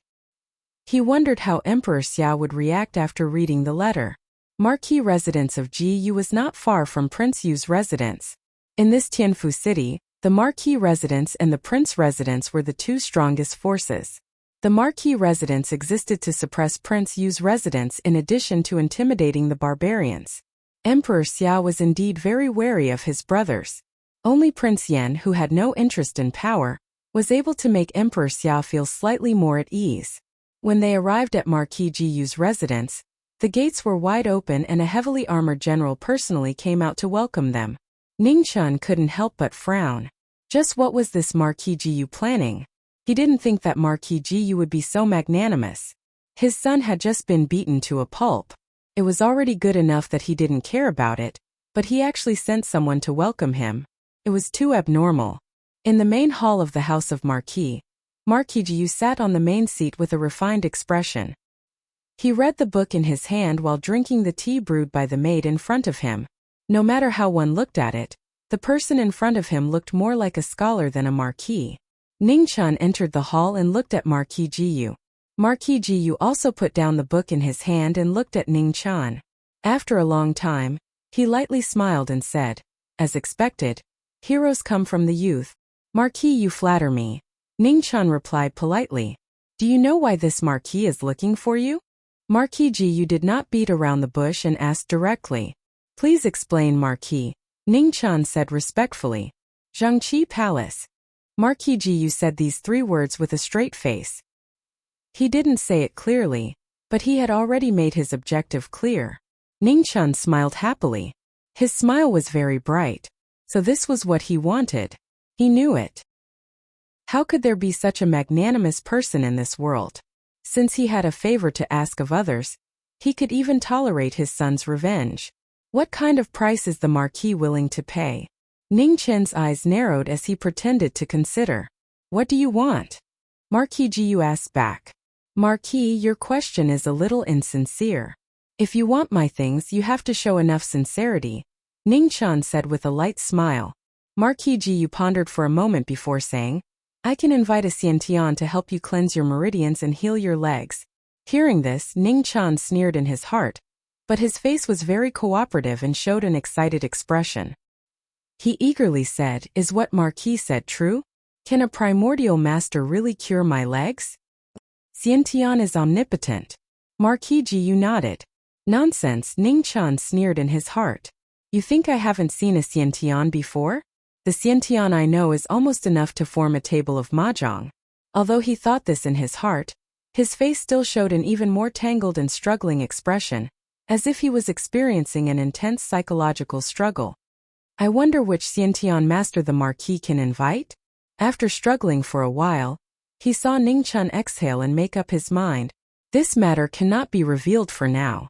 However, as long as you take out the thing, I will arrange it," Marquis Jiyu promised as he drank a mouthful of tea. "Can't you heal my legs first?" Ning Chen's eyes clearly flashed with a trace of disappointment. He was unwilling to give up. This matter cannot be rushed. Cleansing meridians is not something that can be done in a day or two. Even a Xiantian master will use up a lot of zhanyuan, so I need to pay a large enough price in advance. If I don't see the thing, wouldn't I suffer too much? Marquis Jiyu said sincerely but fearlessly. He believed that Ning Chun would make a choice. Compared to his legs, these worldly things were useless to him. His Majesty was too anxious, too extreme. That was why he had forced Ning Chun to run away again and again, leaving no room for negotiation. "Marquis, please allow me to think about it. I will definitely give you an answer in the near future." Ning Chen's expression changed again and again. "How long?" Marquis Jiyu indifferently asked. 10 days, no 5 days. Ning Chun thought for a moment before saying, "All right, I will give you 5 days. After 5 days, I will wait for your answer." Marquis Jiyu nodded and said seriously, "Many thanks, Marquis," Ning Chun respectfully said. "General Li, help me send the guest off." Marquis Jiyu glanced at the heavy-armored general beside him. "Yes." The heavy-armored general stepped forward and bowed. "Please." Ning Chun nodded and then turned his wheelchair to walk out of the hall. Suddenly the wheelchair stopped. Ning Chun turned around and glanced at Marquis Jiyu. He softly said, "Marquis, Prince, you also mentioned this matter to me last night." He also promised a high position and a generous salary, as well as glory, splendor, wealth, and rank. Although Ningchen is not interested in these things, I still have some doubts. Glory, splendor, wealth, and rank are still fine, but isn't a high position and a generous salary something only His Majesty can decide? Hearing this, Marquis Jiyu's eyes slightly narrowed. Thank you for the reminder. Heh? Ningchen softly laughed, turned around, and immediately continued walking forward. When he was about to leave the hall, a calm voice came from behind him. If possible, please let me see the power of that thing in your hand with my own eyes. I hope it won't disappoint me. Ningchen's lips curled into a strange arc. Definitely. After saying this, the wheelchair moved forward and quickly disappeared. Father. After Ningchen left, Ji Yuntang walked out from the back of the hall and asked with an unwilling expression, "Why didn't you keep him and avenge your son?" Idiot. Marquis Jiyu coldly snorted and said, "Now the entire Prince Yu's mansion knows that Ningchen came to Marquis Jiyu's mansion. If you make a move at this time, do you want to attract the wrath of the Empress and Prince Yan? Don't cause trouble for me in the future. This Ningchen isn't someone you can touch." After saying this, a dangerous light flashed in Marquis Jiyu's eyes. It was fine if this kid didn't make a move, but once he made a move, he had to kill him in one strike and not leave any future troubles. Yes, Ji Yuntang was unwilling, but he didn't dare to go against his father's wishes. He could only retreat with a heart full of anger. Marquis Jiyu sighed softly. Although this child of his appeared to be tolerant on the surface, he wasn't that scheming. Compared to Ningchen just now, he was not just a little bit worse. Ningchen's last words had really stabbed Prince Yu fiercely. What was even more subtle was that the former was still living in Prince Yu's mansion. Thinking of the meaning of that sentence, Marquis Jiyu narrowed his eyes and said coldly, Prince Yu, what exactly do you want to do? Could it be that you're still daydreaming that can't be realized?" After returning to Prince Yu's mansion, Prince Yu immediately went forward to see Ningchen and expressed his concern. Ningchen responded with a smile, indicating that he didn't suffer any excessive difficulties. There was a hidden meaning in his words. Prince Yu could tell that although Ningchen was hiding it with a smile, his words still inadvertently revealed a bit of anger and unwillingness. Prince Yu guessed that it was very likely that Ningchen had suffered difficulties in Marquis Jiyu's mansion. This was a good thing. The worse the relationship between Ningchen and Marquis Jiyu's mansion, the more likely it was that Ningchen would side with him. Prince Yu comforted him with a few words of concern, and then left with great satisfaction. After Ningchen dealt with Prince Yu, he returned to his residence and saw a man walking around in circles in boredom in the courtyard. He smiled lightly and stretched out his hand to call out, "A man, come here for a moment." It was really too boring to talk with those cunning old foxes, to the point that he was now full of nonsense and not a single word of truth. Instead of smiling and wrangling with them and wasting time, it was better to accompany a man and make her happier. In the courtyard, when a man heard Ningchen's voice, she immediately walked over with a bright smile and asked charmingly, "What? I'm taking you to do something fun. Do you want to come?" Ningchen asked with a smile. "Yes," a man replied without hesitation. "Come, push the wheelchair," said Ningchen. A man obediently walked behind Ningchen and pushed the wheelchair. She reminded him, "You can't fight anymore." Ningchen nodded and said, "Yes, I won't fight." He understood that the miserable sight of him vomiting blood yesterday had frightened a man and left a bad shadow in her heart when it came to fighting. In this world, the most difficult person to understand was a man, but the easiest person to understand was also a man. So many people had died yesterday, but a man didn't even blink. But after seeing him vomit blood, she immediately panicked. The reason was actually very simple. A man's world was never bound by any rules. She believed that he was right and he would always be right. Then the people who fought with him would definitely be wrong. "After you went out this morning, I was so bored by myself." A man straightforwardly said the words in her heart. "There won't be a next time. In the future, I'll definitely bring you along," promised Ningchen. "Where are we going?" asked a man curiously. "To buy things. The cloth shop and pharmacy," replied Ningchen. "I don't have money," said a man honestly. "No problem, I have money," said Ningchen generously. Prince Yan's salary was in his hands. He would borrow it first and return it when he had money. However, this girl a man didn't bring a single copper coin when she went out. She really was careless. The cloth shop. As they walked, Wild pointed at a tailor shop in front of them and reminded them. Go in, ordered Ningchen. The two of them entered the cloth shop. Then Ningchen looked at the cloth on the table and pointed at the cheapest bolt. I want half a foot. The owner of the cloth shop looked disdainfully at the youth in front of him. He had seen stingy people before, but he had never seen such a stingy person. I'm not selling half a foot, said the owner unhappily. Ningchen frowned. Just as he was about to reason with the owner, a man pointed at the most beautiful bolt of silk on the rack. I want that. The color of the silk was light and elegant. It wasn't too thick or bright, and it was smooth and flawless. It was clearly a famous product and was very expensive. Ningchen clenched his teeth and said, I'll buy it. Hearing this, the owner's expression immediately changed. He smiled so widely that he couldn't close his mouth. All right, young master also wants this bolt of cloth, right? No need to cut it, I'll give it to you for free. Ningchen clenched his teeth and paid the money. Then he took the 2 bolts of cloth and left. How could he have forgotten that although this girl was different from ordinary people, she was still a princess? How could ordinary people compare to her taste? Most importantly, she was still a woman. When she saw beautiful things, she would subconsciously want them. 2 bolts of cloth, 130 taels of silver. This bolt of cloth was only enough to cover his head. What kind of silk was this? It was clearly made of silver. Man, what are you buying it for? Ningchen's heart bled as he asked. To make clothes. A man's eyebrows curved as she smiled. Don't you already have a lot of clothes? Ningchen didn't understand. When a man came out with them, she didn't bring anything other than clothes. However, other than clothes, she really didn't have anything else to bring. I don't have this kind of clothes yet, replied a man matter-of-factly. Ningchen didn't know what to say. He had really tried his best, but he still couldn't keep up with a man's thoughts. Chapter 68. After they finished looking around the cloth shop, a man pushed Ningchen to find a pharmacy. Nanjiang was rich in medicinal stones, and the business was very good. Everywhere there were caravans coming to buy medicinal stones. Ningchen found a pharmacy and began to buy as much as he could. He had already spent over 100 taels, so he didn't care about the change.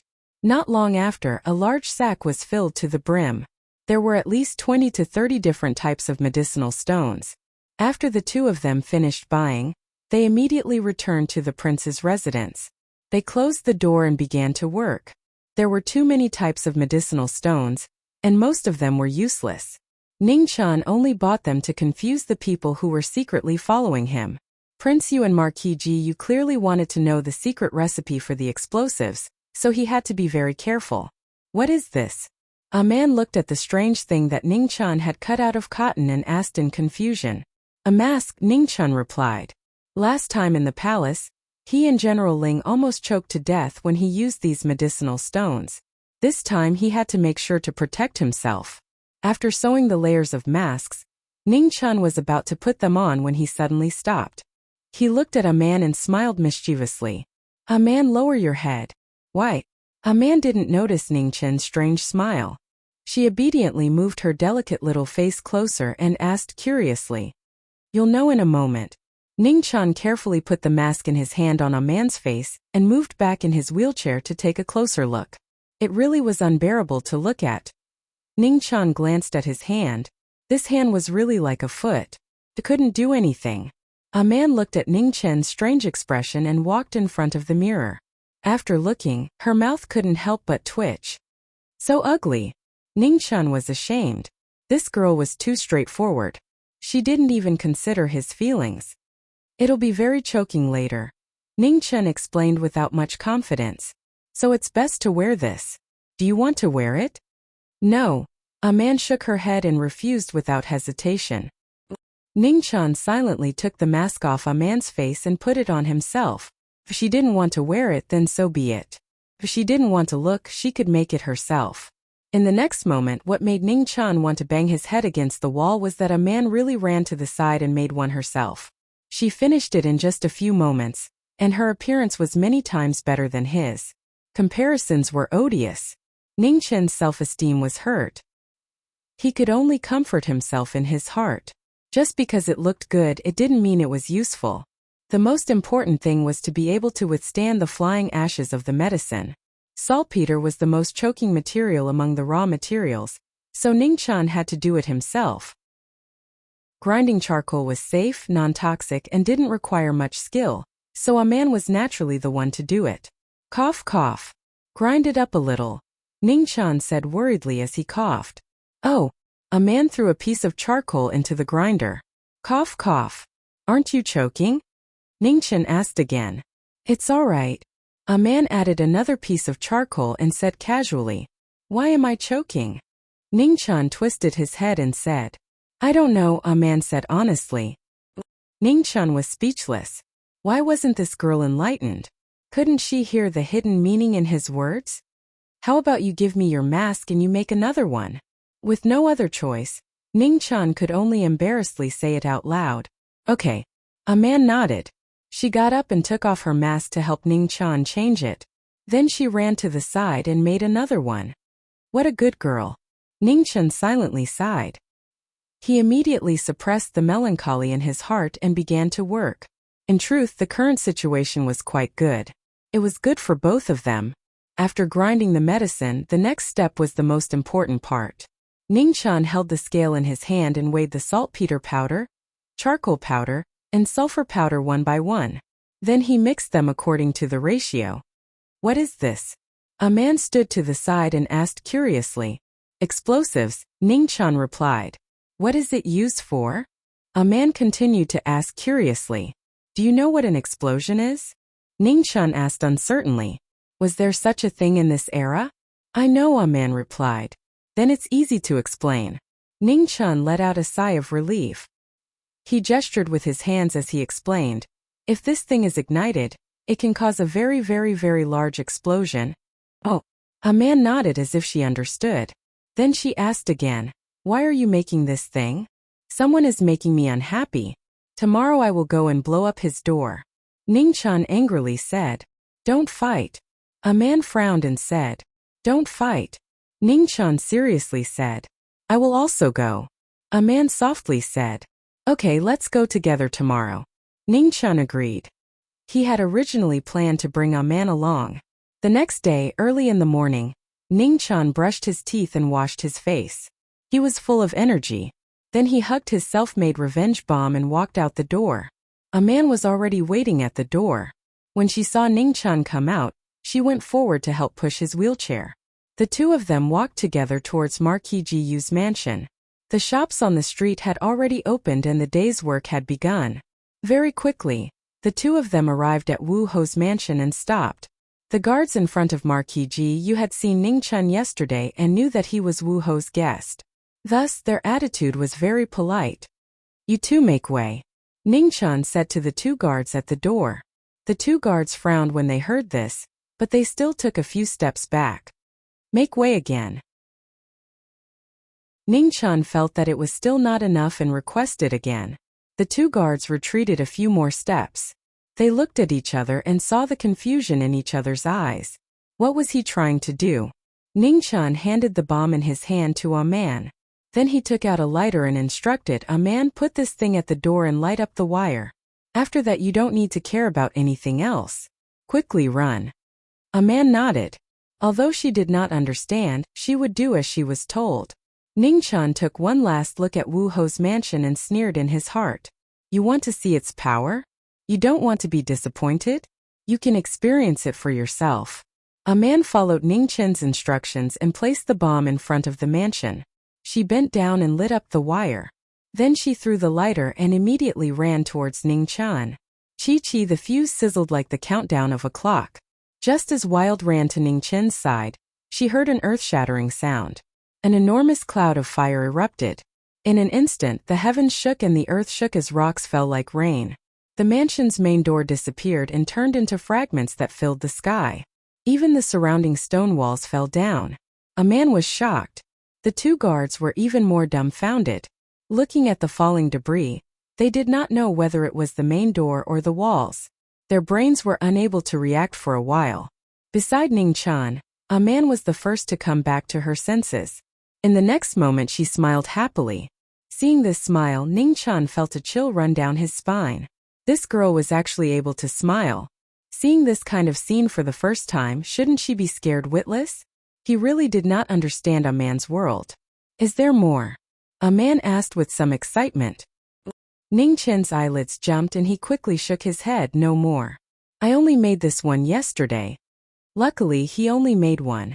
A man was going to use it as a firecracker. Oh. A man replied with some disappointment. Let's go. Otherwise there will be another fight. Ningqian called out. A man obediently followed and left. Just at this time the Wuho government's guards reacted. Just as they were about to go up and stop them, they were stopped by a heavy voice. No need to chase. As he spoke, Marquis Gu walked out with a gloomy expression. He glanced at the door that had been blown beyond recognition, and then stared at the two people that were gradually disappearing into the distance. Anger, fear, and killing intent unceasingly emerged in his heart. After all his calculations, he had miscalculated this brat's terrifying schemes and guts. On the way, a man asked puzzledly, "Why aren't they chasing us?" Ningqian chuckled and said, "Because their Marquis wants the method to create that thing. He captured me. If I am not happy, I would rather die than surrender." Furthermore, he was the one who said he wanted to see the power of that thing. I am just following his instructions.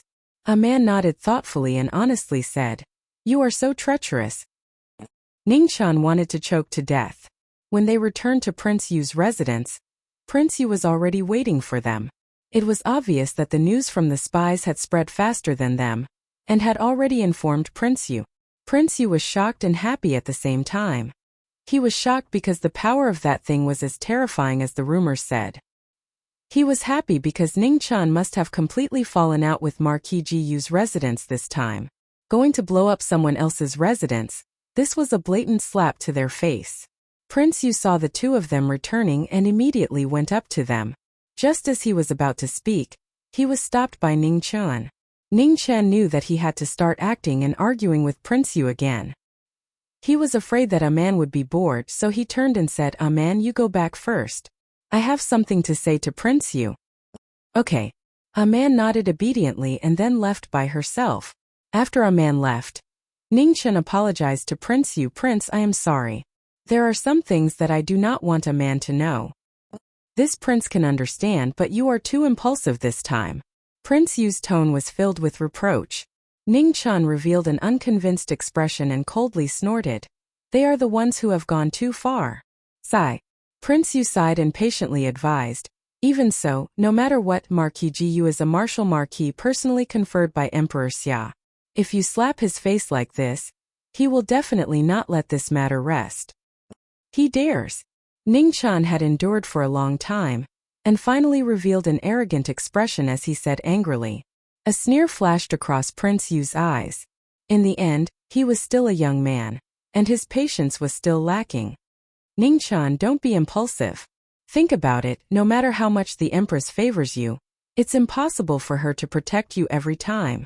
Not to mention Prince Yan, even though Third Brother's martial arts are extraordinary, he doesn't have any real power in his hands. To contend against a martial marquis whose martial arts are not inferior to his, how difficult is that?" Prince Yu tried to reason with Ningqian, hoping that Ningqian would know the power of this.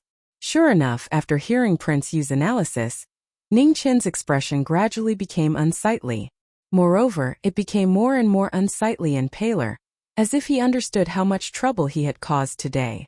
Prince Yu's own words were effective, so he quickly struck while the iron was hot. "How about this? This prince will help you deal with it, so that Marquis Gu's estate will not find trouble with you." "But Marquis Gu is a martial marquis after all, but Prince Yu..." Ningqian did not finish his sentence, and his face revealed a look of disbelief. "Haha, you underestimate this prince too much. This prince can still deal with a mere martial marquis." Prince Yu laughed out loud and took the opportunity to display his strength to Ningqian, so that the latter would have a rough understanding of his strength. A hint of struggle flashed across Ningqian's face as he said, "Prince, then what price do I have to pay?" Prince Yu laughed and shook his head. "Speaking of price is too much of an outsider. This prince is indeed very pleased with your talent. As long as you agree to work for this prince, Prince Yu's estate will always be your most powerful support. Chapter 69. Ningchen still didn't agree to Prince Yu's request. However, Prince Yu wasn't in a hurry this time. He was sure that Ningchen had no other choice but to rely on him. Ningchen could only snort at this. However, what surprised him was the confidence that Prince Yu deliberately revealed. If it wasn't a bluff, then Prince Yu's hidden strength was something he had to pay attention to. In the Granxia, there were only a handful of people who could contend with a Marquis. Prince Yu actually had such confidence. It seemed that he had to find an opportunity to stab him again. Otherwise, if he really became powerful, wouldn't the Granxia erupt with internal and external troubles? In the next 2 days, Ningchen and Aman didn't leave the residence. Prince Yu and Marquis Yu also didn't make any movements. Ningchen was waiting for Prince Yen to return, while Prince Yu and Marquis Yu were waiting for his reply. Marquis Yu was indeed a very tolerant person. Ningchen was ashamed of his own inferiority. If someone dared to slap him in the face, he would definitely slap them first. The thing in his hand was a life-saving talisman. Emperor Xia wanted it, Marquis Yu wanted it, and Prince Yu also wanted it. The only difference was that the three of them had different methods. Emperor Xia's methods were the most intense. If he couldn't get it, then he would destroy it. It didn't matter if he couldn't get it, but he couldn't lose control. Marquis Yu's methods were slightly more moderate. He used a deal to force Ningchen to reply, although the deal was essentially a lie. In comparison, Prince Yu's attitude was the best. He had always been thinking of ways to get Ningchen to do him a favor. Emperor Xia's goal was very obvious. Now he still couldn't see through Marquis Yu. As a Marquis of the Granxia, why was he so concerned about the explosives? Was he loyal to the Emperor? This didn't make sense. Even Emperor Xia himself wasn't determined to get it. He was just a Marquis. Being so patient was really too much. He really wanted to go over and blow it up again to see how patient Marquis Yu was. If he wasn't wrong, Marquis Yu had surely pledged loyalty to a prince in secret, and his actions were precisely to fight for bargaining chips for this prince. Emperor Xia was already old, and he worked hard for many years. His body had long since reached the end of its life, and he wouldn't be able to hold on for much longer. It was only a matter of time before the officials took sides, and Wu Ho was no exception. It was just that he could not tell which Prince Yu was loyal to, the eldest prince, the third prince, or the 10th prince. In any case, it would not be that short-lived 8th prince. Ningchen now knew why Prince Yen had returned to the palace. It was Prince Yu who had told him. Emperor Xia was suspicious, and the situation was not good for Prince Yen. But Ningchen believed that the elder would return. If he said 7 days, it would be 7 days. Almost 4 days had passed, and there were only 3 days left. In the small courtyard, Ningchen sat facing the moon. He closed his eyes and adjusted his breathing. Little bits of light flew into his body. Inside the chi vortex in his dantian, there was a beautiful silver light. It was as vast as the ocean. His Zhen Qi spiraled like the 9 heavens, flowing through his meridians and veins throughout his body. His mortal body contained the potential of a dragon. The human body's treasury was immeasurably deep. Suddenly, a blood-colored sword light cut through the void. It was as if it came from the 9 heavens. It was incomparably swift and fierce. It was aimed at Ningchen's heart. At the same time, Ningchen's eyes suddenly opened. The silver light flourished. His left hand made an empty gesture, and his right hand waved. A vast palm energy roared out. The silver light turned into the hand of a death god and attacked the assassin's right chest. It was a move that risked his life for his opponent's life. There was no turning back. The sword light subconsciously paused for a moment. However, that moment of indecision was enough. In a battle of life and death, there was no room for hesitation. Ningchen's wheelchair quickly turned, and he narrowly avoided the attack. Qi! The sword entered his body. Blood blossomed. In an instant, Ningchen's right hand slapped towards the black figure. His palm energy gushed out. The silver light was dazzling, and the person and the sword were sent flying. After the first attack failed, the black figure used another killer move. A golden sword appeared in his left hand. The two swords drew the moon. His martial arts increased by another 30%. He stomped on the ground, and his afterimages flew out. The sharp sword light covered an area of 10 feet. Ning Chen's face looked serious. An inch to the right of his heart, blood dripped down and dyed half of his plain clothes red. Before the sword reached him, he retreated quickly. His left hand flipped rapidly, and an ancient-looking green bow appeared. He bent the bow and put an arrow on it.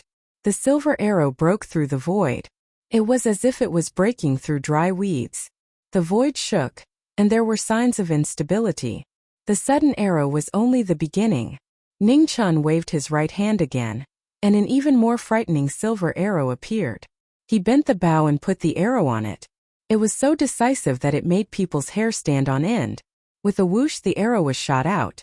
It followed the trajectory of the previous arrow at an extremely fast speed. The space finally couldn't bear it anymore. It shook violently. The tip of the arrow tore open the void with an ear-piercing friction sound. However, it was not over yet. Ning Chen made another move. The third arrow. Ning Chen's face was unprecedentedly serious. He pulled his right hand again. On the broken death bow, a silver light roared crazily. The wind blew, and the ground under him shook violently. The bow was not bent and the arrow was not shot out. The scene was already frightening. The power of the chasing moon shook the heaven and earth. It also made the injuries in his body unstable. Blood flowed out from the corner of Ning Chen's mouth. His injuries broke out again. At the crucial moment, Ning Chen clenched his teeth and held on. He pulled the third arrow. He allowed the blood and qi in his body to flow out from the cracks on his skin. Boom! The third arrow flew out.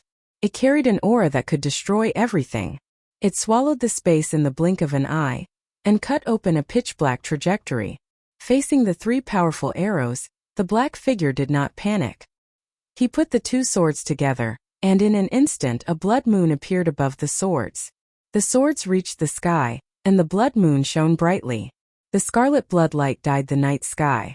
It was a strange scene and it was bone-chilling. Bang bang, in the blink of an eye the silver arrow had arrived. The first arrow pierced through the blood light and traveled 30 meters. It finally dissipated when it was close to the blood moon. The next arrow chased after it and collided with the blood moon.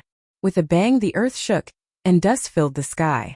However, in the midst of the dust, the blood-red light appeared once again. The blood-red moon was dazzling, but it was showing signs of instability. At this moment, the third arrow finally arrived. The terrifying arrow directly shattered the moon, and was about to take one's life. The black figure let out a soft cry of surprise, and the third sword appeared. The three swords joined together, and shattered the arrow light in front of him. The black figure's cultivation had reached the peak of the 9th rank. The powerful pressure made Ning Chen, who was at the center of the pressure, feel powerless. Who are you? Ning Chen coughed up a mouthful of blood and asked with difficulty. Beiming's 4 engraved swords, said the black figure indifferently. Ha! Ning Chen smiled bitterly. The first disciple of Beiming's Xiantian. When did he provoke such a big trouble? The peak of the 9th rank was not something he could contend against. Today, it would be very difficult for him to escape unscathed. 4 engraved swords moved again. The blood-colored sword light met Ning Chen's face. Ning Chen waved his hand, and with a clang the ink sword came out of its sheath, blocking the incoming attack. Boom! The huge difference in cultivation caused Ning Chen's body to tremble. Like a cannonball, he flew out and smashed into the wall behind him. Blood dyed his plain clothes. You're not bad. Unfortunately, you're too young. 4 engraved swords calmly said. A mere 5th-rank prenatal cultivator was actually able to last this long in his hands. Who in Beiming wants me dead? Ning Chen coughed up a mouthful of blood and asked. Military advisor. 4 engraved swords replied. Ha! Ning Chen struggled to get up and return to his wheelchair. It turned out that the most powerful military advisor in Beiming had also noticed him. He had been too careless. He had only set his sights on Wuxia and neglected the powerful country in the far north. Are you done with your last words? Go on your way. After saying that, 4 engraved swords figure flashed. The sword in his hand moved and he quickly rushed over. It was an unavoidable and unblockable sword strike. Ningchen was powerless to block it. At this moment, a beautiful figure appeared and blocked in front of him without any hesitation. She was like a moth flying into a flame, and she had no regrets. No! Ningchen's pupils fiercely shrank as he painfully shouted. However, everything was too late. The sword pierced through his body, bringing with it a large amount of blood. A man looked at Ningchen in front of her. A final trace of gentleness flashed through her eyes. Blood flowed out of her mouth as she said, "You must live." Her body gradually softened. With reluctance, she collapsed in the arms of the person she loved the most in her life. From then on, she would forever remember this feeling. Ningchen's heart was in pain. It was so painful that it tore his heart and lungs apart. It was so painful that he couldn't make a sound. Only his body unceasingly trembled. Why is it that people only know how to cherish something when they lose it? In front of the two of them, four engraved swords frowned. He was about to attack again when suddenly two dazzling rays of light shot over like shooting stars. One was green and the other was red. They slashed towards him. Four engraved swords' expression changed. He raised his sword to block. However, in front of such a powerful sword, under the boundless pressure, his mortal body was so small. He was like a small boat in a storm. He instantly sank. Bang! Blood spurted out. Four engraved swords was heavily injured and flew back. Before he landed, he turned around and used the momentum to flee. In the blink of an eye, he disappeared into the night. Within the courtyard, Yin Imperial Prince appeared.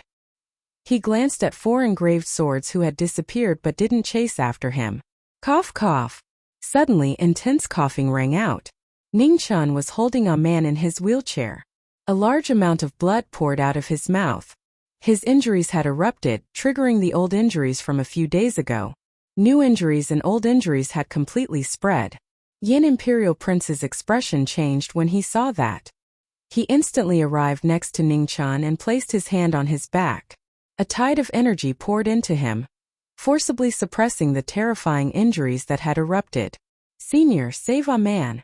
Ningchen pushed his hand, stopping Yin Imperial Prince from continuing to pour in his qi. He hugged a man's body and knelt down. He mournfully kowtowed and said, "I beg you." The stone floor was hard. Ningchen's forehead was instantly dyed with blood.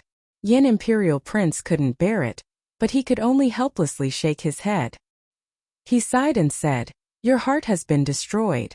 I can't do anything. I beg you. I beg you." Ningchen continuously kowtowed. Pung pung pung, he smashed his head on the stone floor. Blood splattered everywhere and dyed his hair red. He was extremely miserable. His voice was hoarse and filled with pain. His pleading voice constantly echoed in the courtyard. It made people sigh, feel sad, and also feel heartache. Chapter 70. Let me think about it. Seeing Ningchen's miserable state, Prince Yin couldn't bear it. He went forward and sealed all the acupuncture points on a man's body to protect his last breath. However, his heart meridian was destroyed, and it was difficult to save a Xiantian cultivator. This was a fact that everyone knew. Even if he recovered his Xiantian cultivation now, he couldn't change this fact. Innate qi was not omnipotent. Everything in the world had its own laws. It was not that there were no things that could go against the heavens and change one's fate, but they were extremely rare. A mortal's heart meridian was the place where their essence qi was concentrated. Even the Dantian sea of qi could not be compared to it. If the sea of qi was broken, at most, one's cultivation would be crippled. As long as treatment was timely, one's life could be saved. However, if the heart meridian was destroyed, no one could do anything. A man was not a Xiantian and had yet to break free from the limitations of her mortal body. To change her fate was as difficult as ascending to the heavens. "Please." Ningchen kowtowed while coughing up blood. His face was covered in blood, and his hair was disheveled. He was in a sorry state. Suddenly, Prince Yin frowned as if he had thought of something, but he hesitated. The mournful sounds did not stop. She kowtowed to the ground again and again. She kowtowed to the ground and also to Prince Yan's heart. After a long time, he sighed softly and said, "The only chance is to go to Blue Frost Valley and find the water caltrip flower." Ningchen abruptly raised his head. His eyes filled with shock. He had heard of this place before. It was an extremely cold place in the northwest of the Wuxia. Snow fell all year round and not a single blade of grass grew there. How could there be a so-called caltrop flower here? You'll understand once you get there. But listen to my advice. If things don't work out, don't force yourself. Prince Yan's voice carried a rare heaviness. The water caltrop flower was hard to find in the world. It could only grow in Blue Frost Valley. However, this glimmer of hope could cost Ningchen his life. This was the reason why he was hesitating just now. This method could be said to have a slim chance of survival for the current Ningchen. According to the latter's character, it was utterly impossible for him to give up. Thank you for your guidance, Senior. Ningchen nodded. Immediately after, he begged again, Senior, please remove the seal on the heaven-changing pill in my body. Now he no longer had the time to recuperate. In fact, with his current condition, whether or not he could make it to Azure Frost Valley alive was another matter. Prince Yan sighed deeply. He formed a sword with his right hand and pointed it at the former Sea of Qi. Immediately after, a wave of violent medicinal power exploded, destroying everything in its path. While it healed the wounds, it also caused even more damage. In the next moment, Ningchen circulated the life scroll and forcefully absorbed the huge amount of medicinal energy. His cultivation instantly broke through the dangerous barrier and rose from the 5th grade of the natal realm to the 7th grade. The silver light flickered, and the Sea of Qi in his dantian was filled with raging waves. Although it continued to expand, it actually showed signs of collapsing. Ningchen let out a pained groan. Blood dripped from his mouth without end. The pain of increasing his cultivation at the cost of destroying his own potential was indescribable. It was as if 1,000 blades were scraping his bones, and every single blade was painful to the bone marrow. After his cultivation improved, Ningchen immediately endured the pain all over his body and suppressed the internal injuries with all his strength. Prince Yan sighed again. Unknowingly, he had sighed more times than he had in the past 10 years. If one took love lightly, it would hurt others. If one took it too seriously, it would hurt oneself. A man valued love, so she had no regrets. Ningchen valued love, so he had to endure the pain of 1,000 blades. Go in peace. Before you return, even if I have to sacrifice my entire life's cultivation, I will protect a man's last bit of life. Prince Yan looked at Ningchen and made a promise. After saying that, Prince Yan thought carefully and added, also, there is heartbreak grass in the palace. It is extremely poisonous, but it can catalyze blood qi. It will be useful for you. Take some with you. Again, if you can't do it, don't force it. Thank you, Senior. Ningchen kowtowed heavily. If there was a future, he would repay this kindness with all his might. In the northwest of the Wuxia, a cold moon hung high in the sky. Suddenly, a carriage sped forward, drawing a crazy shadow. A black horse and a black carriage madly rushed through the wasteland. In front of Azure Frost Valley, a snowy sword was placed horizontally in the wind and snow. The tip of the sword was dripping with blood. Frost constantly struck the sword throughout the year. Next to it, a youth was half lying down. He wore a black cloak. His face was handsome, and his eyes were half closed. There was not a trace of human emotion in them. The lonely swordsman had blocked the path forward. Ningchen arrived in front of the valley and stopped the carriage. He requested, I am Ningchen. Please give me a caltrop crystal flower. If you take one step forward, I'll kill you. The youth's eyes didn't move, but his lips were filled with the most ruthless killing intent. His words had no meaning. The path forward was blocked. Ningchen had no choice but to turn his wheelchair and force his way through. At the same time, in front of Azure Frost Valley, the snow sword flew up and spun in the air, bringing with it a waterfall of snowflakes. Within the snowflakes, the youth stood up. His body moved and his sword moved. His cold sword and handsome eyes were cold. Suddenly, Ningchen felt his body stagnate. He didn't have time to think. Relying on his peerless foundation, he met the sharp sword head-on. Clang! The two swords collided, causing the sky to be filled with snow. The snow sword showed no mercy. It changed its style again and chopped down. The ink sword also condensed frost, following the snow sword like a shadow. The youth who wasn't good at fighting before had to learn to fight these days. Now that he had something to worry about, he naturally wasn't as fearless as before. In Azure Frost Valley, the two strong cultivators were fighting. Killing intent was biting cold. Azure Frost Valley had a suppressive effect on cultivation, but the foundation created by the life scroll was unparalleled. Ningchen was not afraid. His moves were not affected at all. The youth was very strong. In this Azure Frost Valley, both of their cultivations were suppressed.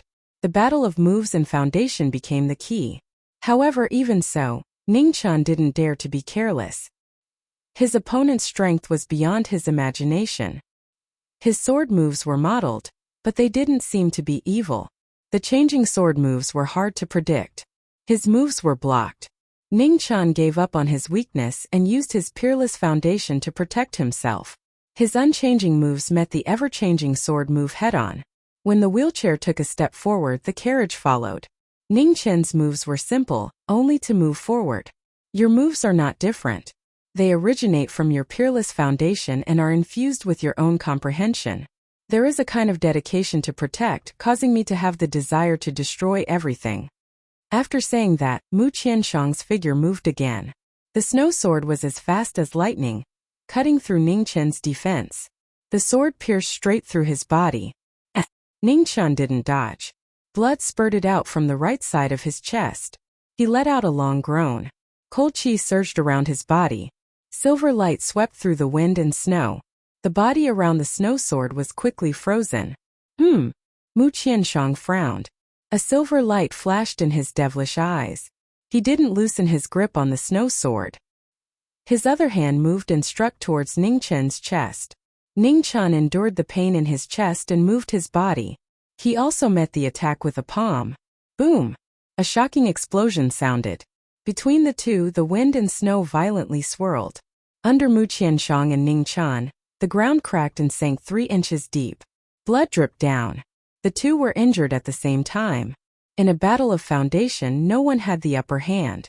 However, the moment of injury made Ningchen unable to trap the snow sword. Mu Qianshang's figure moved. He pulled out the snow sword and waved it. The snow blossomed with a poignant beauty. A bloody light soared into the sky. Half a day's remnant crimson moon. An extreme move combined with an extreme sword. A surge of pressure rushed towards Ningchen. Mu Qianshang raised his body to the peak and no longer held back. He wanted to end this life and death battle. There was no other choice. There was no way out. Ningchen used the last of his body's power.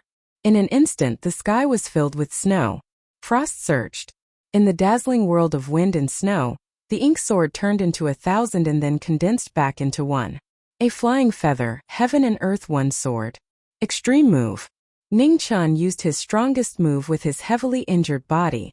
Immediately, blood spurted out from his body and the world of wind and snow was dyed red.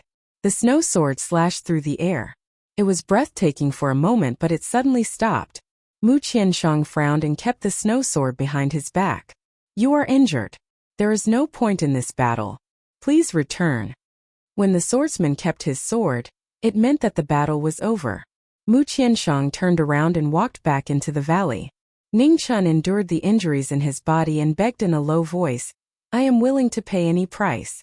I just want a stalk of water caltrip flower. Mu Qianshang stopped and turned around. A glint flashed across his beautiful eyes. Any price? Any price. Ningchen nodded without any hesitation. Stupid. Mu Qianshang snorted and left. In the biting cold wind, a faint voice sounded, come in. Ningchen followed. The wheelchair turned and behind him, there were only 2 bloodstains left.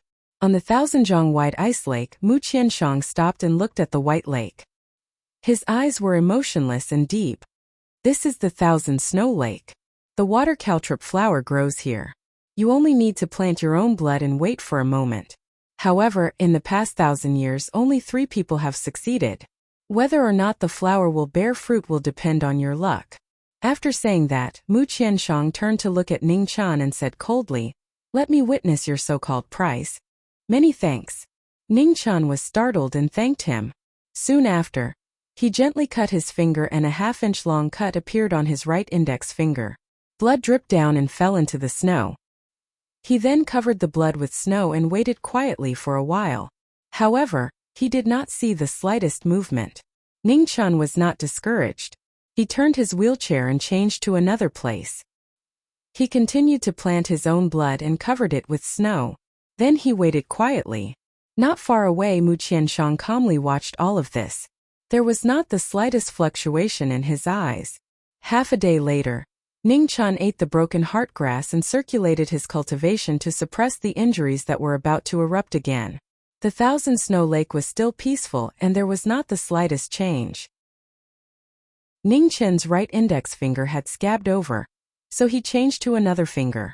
Half a day later it scabbed over again. Then he changed to another finger. 3 days later, all 10 fingers had already scabbed over. Ningqian frowned slightly and tore open the scab. In order to prevent the wound from scabbing over, he made a deeper cut. There was still no movement on the lake.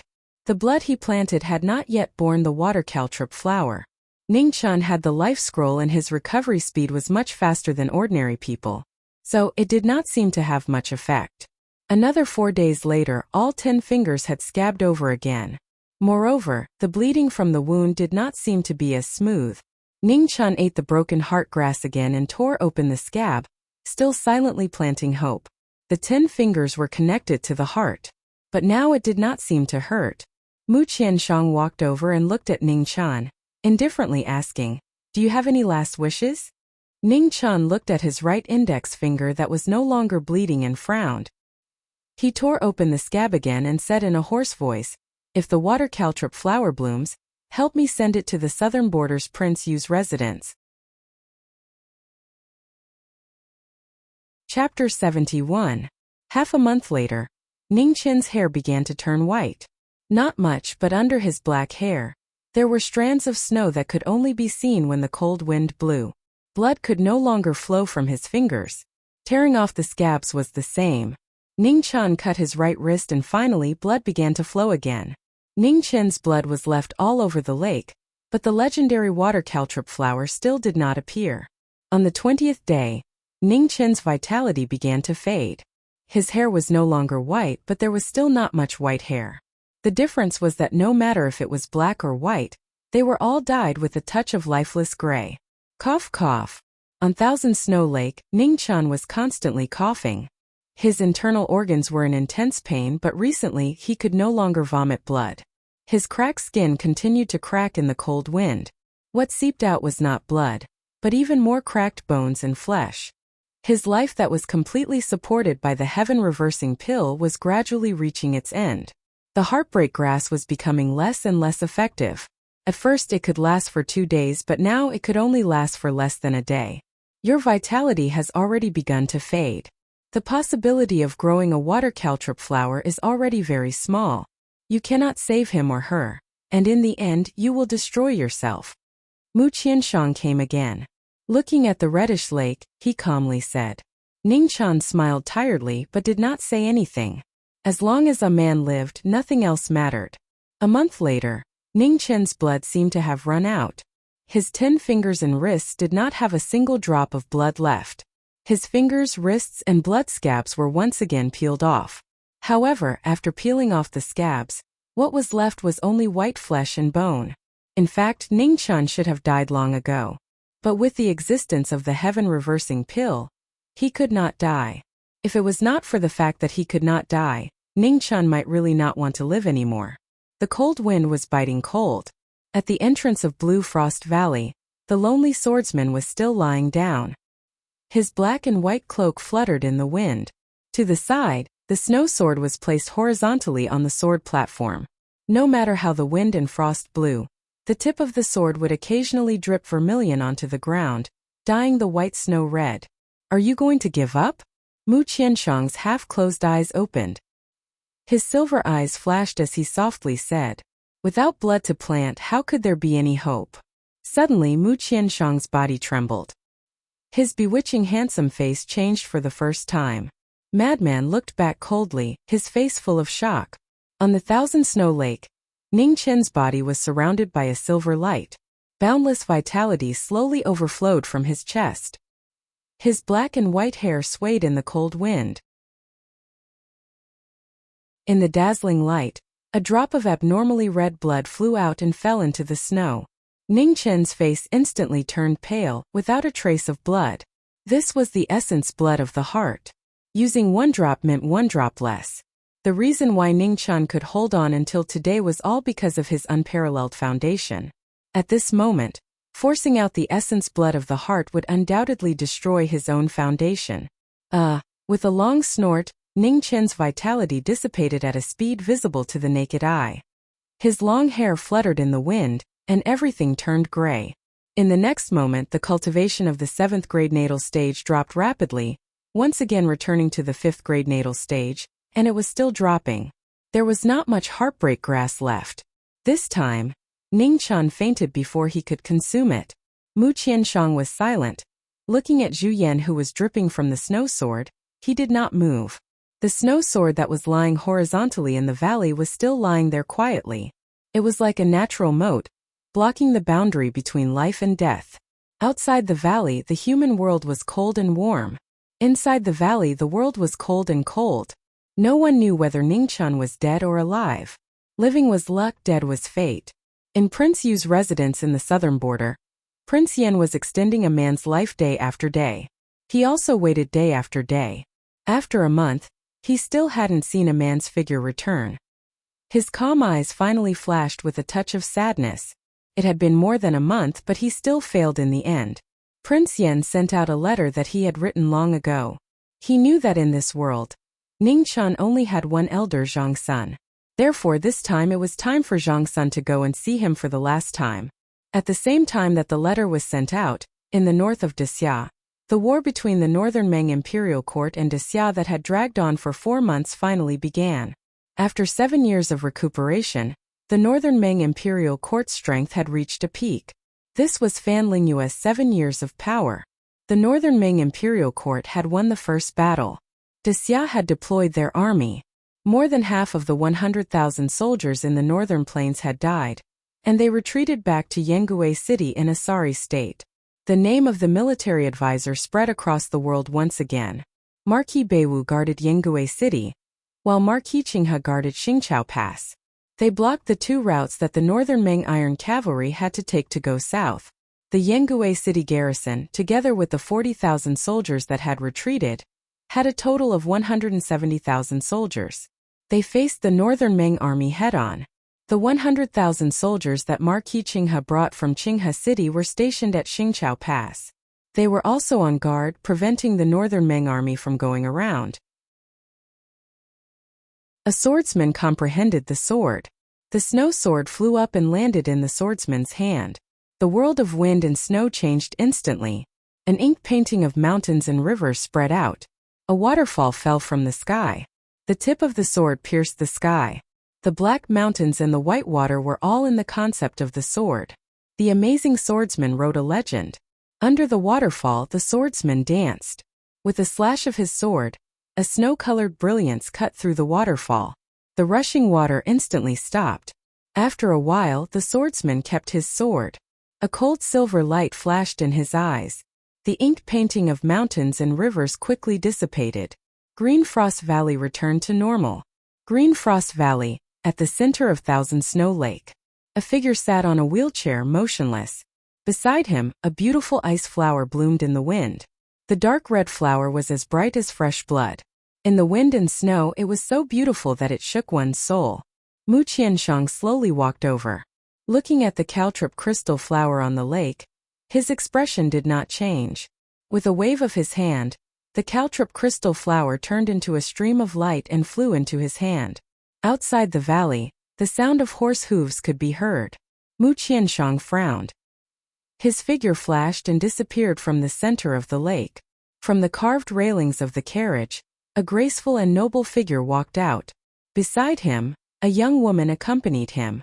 Her gentle and beautiful face had an imperceptible sadness. This empress has come to bring him home. Zhang Sun opened her mouth and walked step by step into the valley. Mu Qianshang's eyes narrowed, but he did not stop her. A jade crown with dragon and phoenix pearls, a golden dragon and phoenix embroidered robe. The person who came was undoubtedly the current empress of the Xia dynasty, Zhang Sun Wuyo. In the center of Thousand Snow Lake, Zhang Sun looked at the sleeping figure in the wheelchair. The sadness in her eyes could no longer be concealed. He can only live a little longer in Blue Frost Valley. Mu Qianshang walked over and reminded her. No need. He has been out for too long. It is time for him to go home. Zhang Sun looked at Ning Chen's gray hair and said indifferently. Qing Ning walked forward, her delicate hands trembling. Her heart was in so much pain that she was speechless. Carefully carrying the ladder, a teardrop unconsciously flowed from her eyes. She softly said, Ningchen, let's go home. Mu Qianshang did not say anything else. He watched as Zhang Sun and Qing Ning brought Ningchen away. Time was merciless. In Blue Frost Valley, Mu Qianshang carried the snow sword and left. He headed towards the southern border. The valley was empty, and only the sound of snow could be heard. The bloodstains in the center of Thousand Snow Lake had long been drowned out by the wind and snow. He had promised him that he would send the caltrop crystal flower to the southern border. Northwest of the Xia Dynasty, Clear River City. The carved railings of the carriage drove past, heading towards the Clear River Marquis residence. The Clear River Marquis had already sent troops to Xingqiao Pass. Only the Marquis of Taiping was left in charge of the Marquis residence. Furthermore, he would be heading towards the northern border of the Xia Dynasty soon. No one could stop this war. The Northern Ming Imperial Court had the existence of a military advisor. He was so powerful that it was shocking. The once insufferably arrogant soldiers of the Xia Dynasty were forced to retreat one after another. At this critical moment, bad news came from the western border of the Xia Dynasty. The First Lord of the Eternal Night Sect, Yi Wujuan, appeared in Xiling City in the western border. The Marquis of the Blood-clad Divine Religion tried to stop him. He was heavily injured and it was unknown whether he was dead or alive. The heavy armored cavalry of the Divine Religion was led by 3 peaked 9th grade generals. Taking advantage of the Marquis of the Blood-clad Divine Religion's heavy injuries, they arrived at Xiling City and would step through the last barrier of the western border of the Xia Dynasty at any time. The situation of the Xia Dynasty was precarious. The dynasty that had been invincible for 1,000 years was on the verge of collapse. Bad news came one after another. In the Heavenly Mandate Palace, the overworked Emperor Xia vomited blood and fainted. The 3 dukes who had been ignoring the affairs of the court had no choice but to take charge and stabilize the hearts of the court officials. In the spring of the 2nd year of the new calendar, this was the most difficult time in the history of the Xia Dynasty. The Northern Ming Imperial Court and the Eternal Night Sect jointly launched an attack on the Xia Dynasty. In the first battle, the Xia Dynasty suffered 60,000 casualties and a martial marquis was severely injured. This was a humiliation that the Xia Dynasty had never experienced in its 1,000 years of history. The war had just begun, but the soldiers and generals had already been defeated. The place where the Marquis of the Blood-clad Divine Religion and the Martial Marquis had been reduced to ruins. The Martial Marquis of the Xia Dynasty could be said to be weak, but the Martial Marquis was the most powerful person in the world. The Marquis of the Blood-clad Divine Religion was defeated without any suspense. The undefeated Martial Marquis was still invincible. Few could injure him. He could be said to be the strongest force in the world. With the military advisor in the north and the Martial Marquis in the west, the future of the Xia Dynasty seemed to be bleak. The Xia Dynasty was showing signs of collapse. The forces that had been intimidated by the Xia Dynasty's military strength were beginning to stir. The tigers trying to devour the dragon became an irreversible trend. 3 days later, Mu Qianshang arrived at the residence of Prince Yu in the southern border. He delivered the caltrop crystal flower and left immediately. When Prince Yen saw the caltrop crystal flower, he had mixed feelings. This flower had bloomed too late. A man's breath had almost completely dissipated. Even if the flower had bloomed, no one knew if it could be saved. Prince Yen placed the caltrop crystal flower in front of a man's severely injured heart. He immediately channeled his vital energy and forced the flower into her heart meridian. In the next moment, the caltrop crystal flower bloomed beautifully. The flower bloomed even more beautifully, dyeing the entire room a demonic blood red. A man still did not wake up. Prince Yen was powerless. He could only continue to use his vital energy to heal her body every day. 2 days later, the king of barbarians arrived. He received the letter sent by a man. When he arrived at the residence of Prince Yu, he realized that he was late. The king of barbarians took a man away. This insufferably arrogant ruler of the barbarian dynasty seemed to have aged 10 years in a day. He was in so much pain that he could not say a word. At the same time, in the residence of Marquis Qinghe, the gray-haired Ningqian was also lying on the bed. He was motionless. His body was cracked and there was not a single part of his arms that was intact. He looked extremely miserable. Zhang Sun and Qing Ning were quietly guarding by the side. Neither of them said a word. Time only left a name. It was merciless. Two unconscious figures, one in the barbarian dynasty and the other in Qinghe, were separated by more than 1,000 miles. They should not have met. In the end they were far away.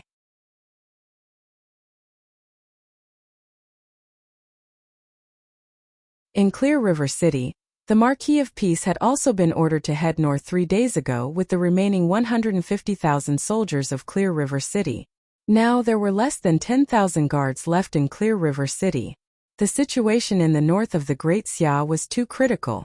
The fall of Yangue City was a heavy blow to the Great Xia. In less than a day and a night, 170,000 soldiers and millions of civilians were all slaughtered, causing the entire Great Xia to sink into a heavy depression and sorrow. In the Clear River Marquis estate, Ningqian remained unconscious on the bed. Zhang Sun had fed him the remaining 3 celestial reversal pills in the estate, relying on the violent medicinal effects to keep him alive, who was already on the brink of death. Zhang Sun's domineering nature was always unintentionally displayed to the fullest. If she didn't let him die, he wouldn't die even if it was worse than death. Ever since the fall of Yangue City, Zhang Sun had no intention of returning to the imperial palace. The current Emperor Xia had already lost his mind. He actually watched 170,000 soldiers and millions of lives die under the butcher knife of the northern Meng imperial court. Every day, Qing Ning would transfuse her blood into Ning Chen's body. For this reason, the shopkeeper of Duan Pharmacy was also brought over by Zhang Sun. The two of them had seen Ningqian use this method before. Although they didn't know if it would work, they still had to try. Qing Ning was the only one who transfused her blood. Zhang Sun didn't dare to let anyone else try. She remembered Ningqian saying that the more people transfused their blood, the greater the danger. Ning Chen's body was already in a mess from the violent medicinal effects of the 3 celestial reversal pills. Regeneration and destruction were constantly changing. One moment, the regeneration was stimulated by the medicinal effects, and the next moment, an even more violent medicinal effect would destroy it. Looking at Ning Chen's miserable state, Zhang Sun felt uncomfortable and guilty at the same time.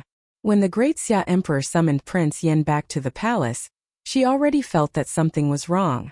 Although the rumors in the palace and the letters from the 4 Confucian officials made the Great Xia Emperor suspicious, it wasn't to the extent of making things difficult for Prince Yan.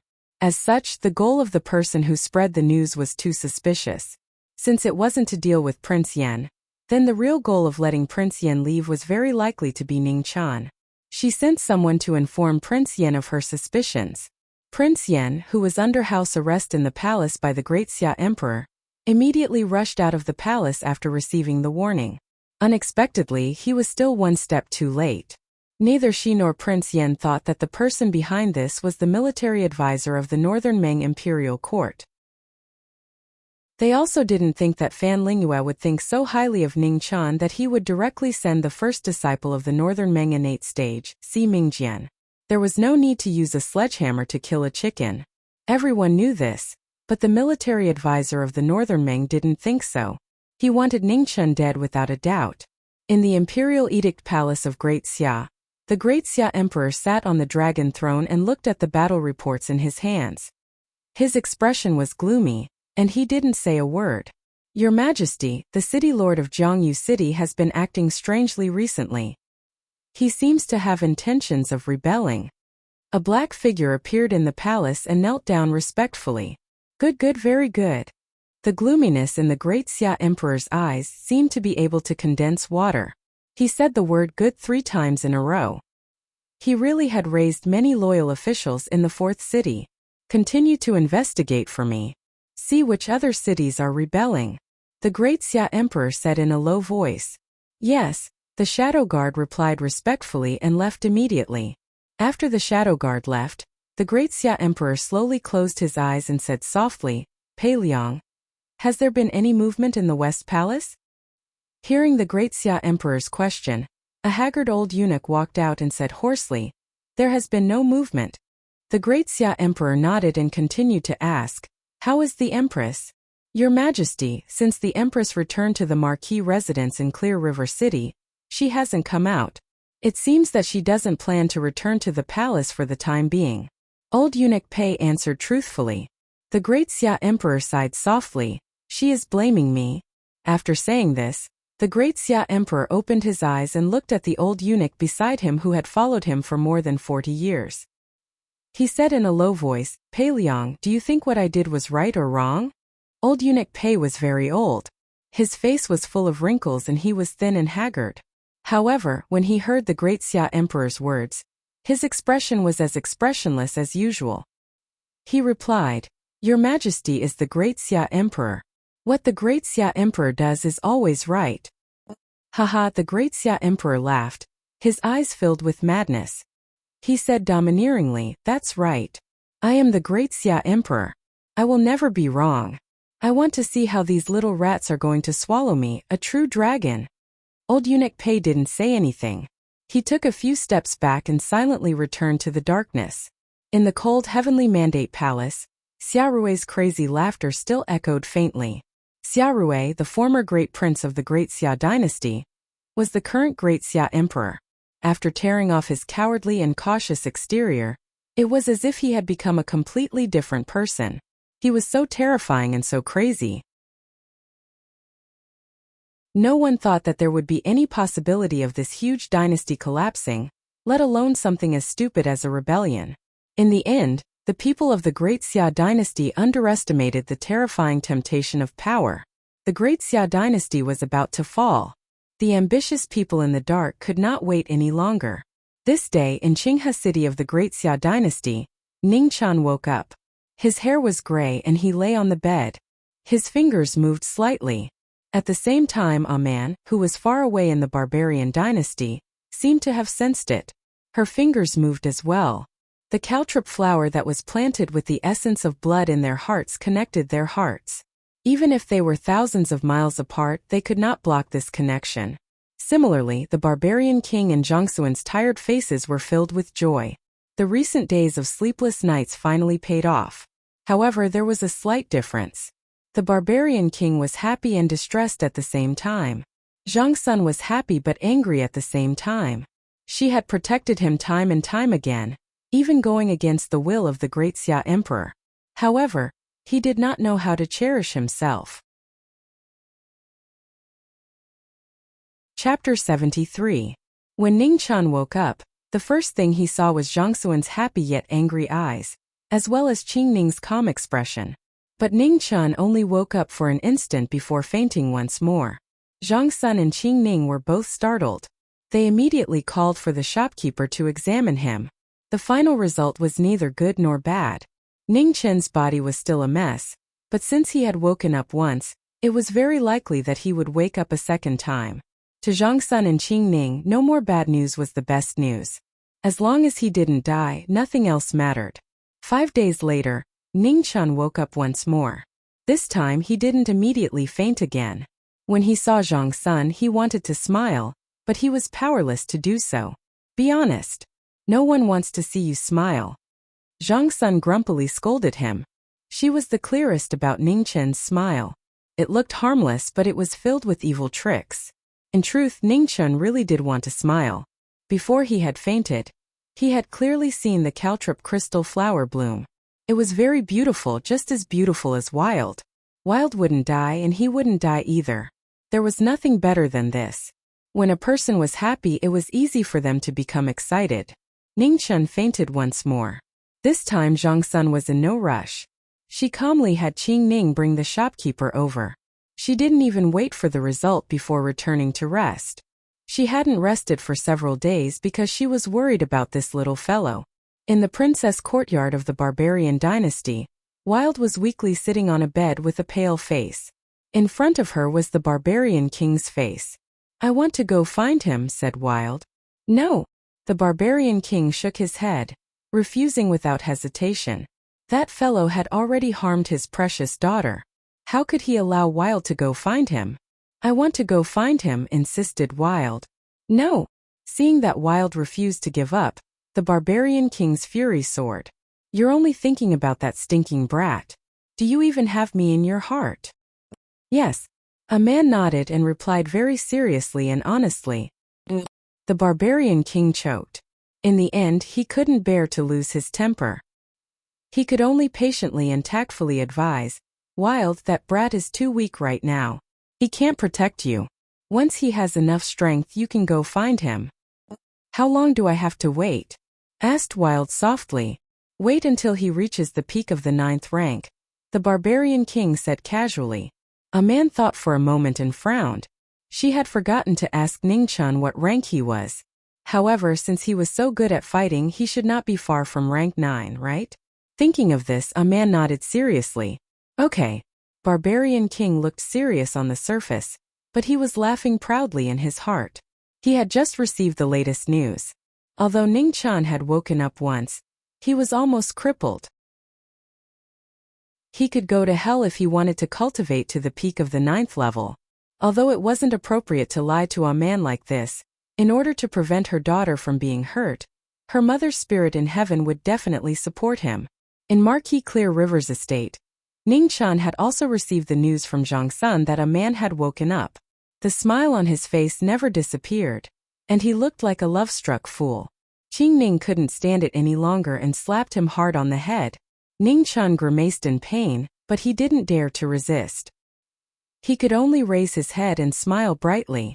However, after Ningchen woke up, the gratification on Zhangsuan's face only appeared for a short moment before he was distracted by the dangerous situation in the Grand Xia. Ningchen listened to Qingning talk about the recent situation in the Grand Xia, and his heart sank. He didn't expect that so many things had happened while he was unconscious. The matter of the Beiwu Marquis was far beyond his expectations. The Grand Xia Emperor actually didn't do anything, and watched as Yingui City was slaughtered into a ghost town. Then why did he pay the price to return to the imperial city to deliver the letter? As for the coldness and power displayed by the military advisor of the Northern Ming Imperial Court, Fan Lingyue, Ningchen wasn't too surprised. This was a ruthless woman that even a nobody like him wanted to get rid of. One could only imagine how scheming and ruthless she was. Sister Qingning, push me to see Her Highness, said Ningchen softly as he looked at Qingning. Hearing this, Qingning frowned. She didn't understand what this brat wanted to do. There's an important matter, said Ningchen seriously. Qingning nodded and didn't ask any more questions. She helped him onto the wheelchair and pushed him towards Zhangsuan's room. When the two entered, Zhangsun was writing a letter to Prince Yan. She knew that the two had an agreement. Ningchen was to be her sword attendant for a year. Now that the time was not up, the agreement should still be fulfilled. The most important thing for a man was a promise. There was no reason to shirk it. As long as he didn't die, he had to fulfill it. Her Highness, said Ningchen respectfully.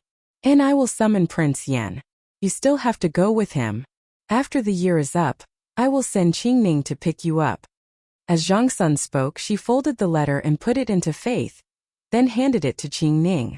Her Highness, Ningchen reached out to stop Qingning from leaving.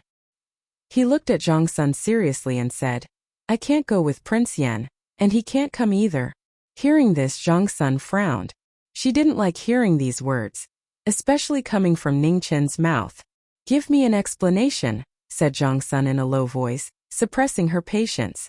Ningchen bowed respectfully again and said, Her Highness, have you ever thought about where the 7 Cities Rebellion originated from?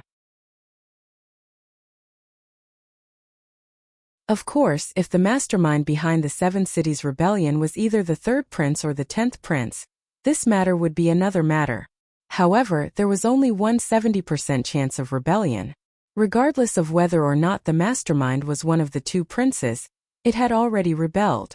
Even if the great prince's ascension to the throne caused chaos in 8 cities, 9 cities or even 10 cities, it could only be so at most.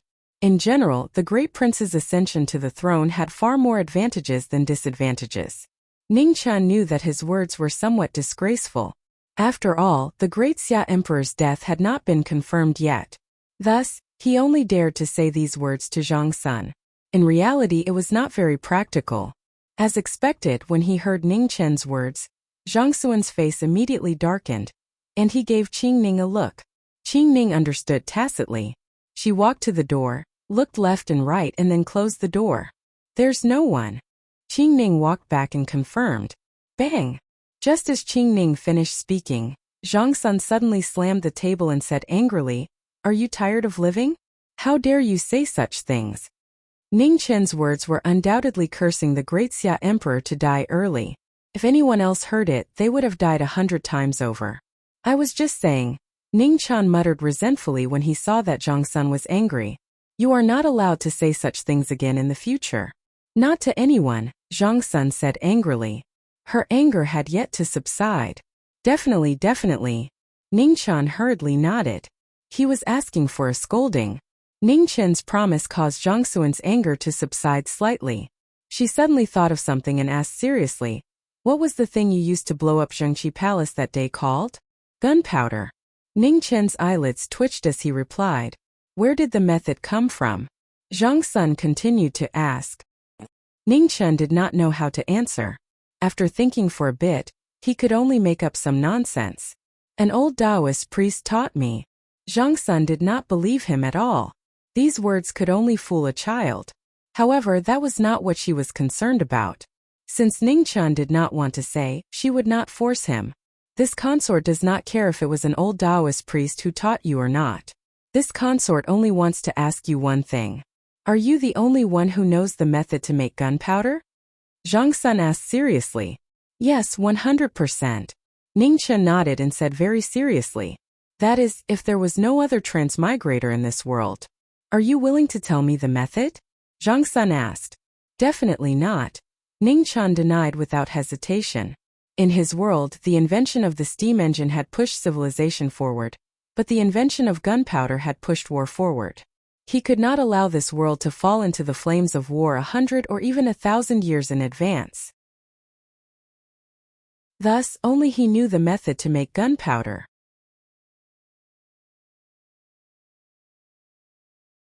Chapter 74. Ningqian's insistence made Zhang Sun frown, but she didn't force him.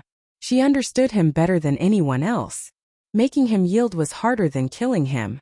Since you're unwilling to say, I won't force you. However, if necessary, I hope you can help Great Xia once for my sake. Zhang Sun's words had already taken many steps back. Ningqian naturally wouldn't be so ungrateful and heartless. He nodded and said, Your Highness, please don't worry.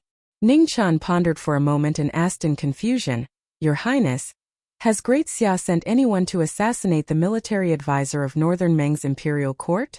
In his opinion, this kind of person who was extremely powerful and could even decide the outcome of a war was the easiest to deal with. Just send someone to kill the key person of the other side. He didn't deny that Fan Lingyue was so powerful that it made people afraid. However, no matter how powerful she was only a wise person and not a Xiantian. There was always the possibility of her being killed. Zhang Sun was startled, then shook her head. Not yet. Ningqian felt helpless in his heart. It was no wonder that Great Xia kept losing in this war. The other party had used all sorts of methods, massacring cities, and even the assassination of Emperor Xia. Beimeng probably had something to do with it. On the other hand, Great Xia was still at the same spot. It would be strange if they did not lose. War was actually a battle of money, manpower, and schemes. In his understanding, schemes were basically shameless. Whoever was willing to be shameless and use all kinds of methods would be able to gain the upper hand in the war. Then have the 3rd prince and the 10th prince been put under house arrest? Ningqian was somewhat unwilling and continued to ask. Not yet. Zhang Sun shook her head and replied. Ningqian was completely disappointed. The chaos of the 7 cities was about to reach the imperial city, but there was still no response from Great Xia. Although the 2 princes weren't confirmed to be the masterminds behind it, it wasn't wrong to lock them up. Your Highness, at this time we can actually temporarily not compete with some methods. Ningqian reminded her tactfully. Zhang Sun nodded with a serious expression. She had been careless. After the Xia Emperor's accident, the three dukes were in charge of the court. Among the three dukes, the Grand Advisor was the head of the Confucian school. He was most concerned about righteousness and etiquette. Naturally, he couldn't do such a thing. "Ningchen, you're really full of evil tricks," Qing Ning suddenly interjected from the side. Haha. Ningchen rubbed his nose in embarrassment. Was that so? He thought so too. Zhang Sun smiled helplessly, then asked, "Ningchen, what do you think about this war?" He would definitely come up with a more practical and feasible method. Yes. Qing Ning nodded and said respectfully, "Report." At this moment, an urgent voice came from outside the door. Soon after, the person knelt in front of the door and said urgently, "There's an urgent report from the front lines. Please see me, esteemed Empress." Hearing this, Zhang Sun immediately stood up and opened the door. She asked gravely, "What is it?" Ning Chan looked at the bloody general in front of him and his heart could not help but thump. He had a bad feeling. "Esteemed Empress, last night 3 assassins attacked the barracks. 2 great generals died tragically, and the Marquis of Taiping was heavily injured." What? The sudden bad news caused Zhang Sun to stagger. The exhaustion and worry of the past few days overwhelmed her. Her vision darkened, and she immediately collapsed backwards. "Esteemed Empress." Qing Ning panicked and immediately went to support Zhang Sun. "Go to the barracks." Zhang Sun said the last sentence with difficulty before losing consciousness. Ning Chen's face was so dark that it was about to condense water.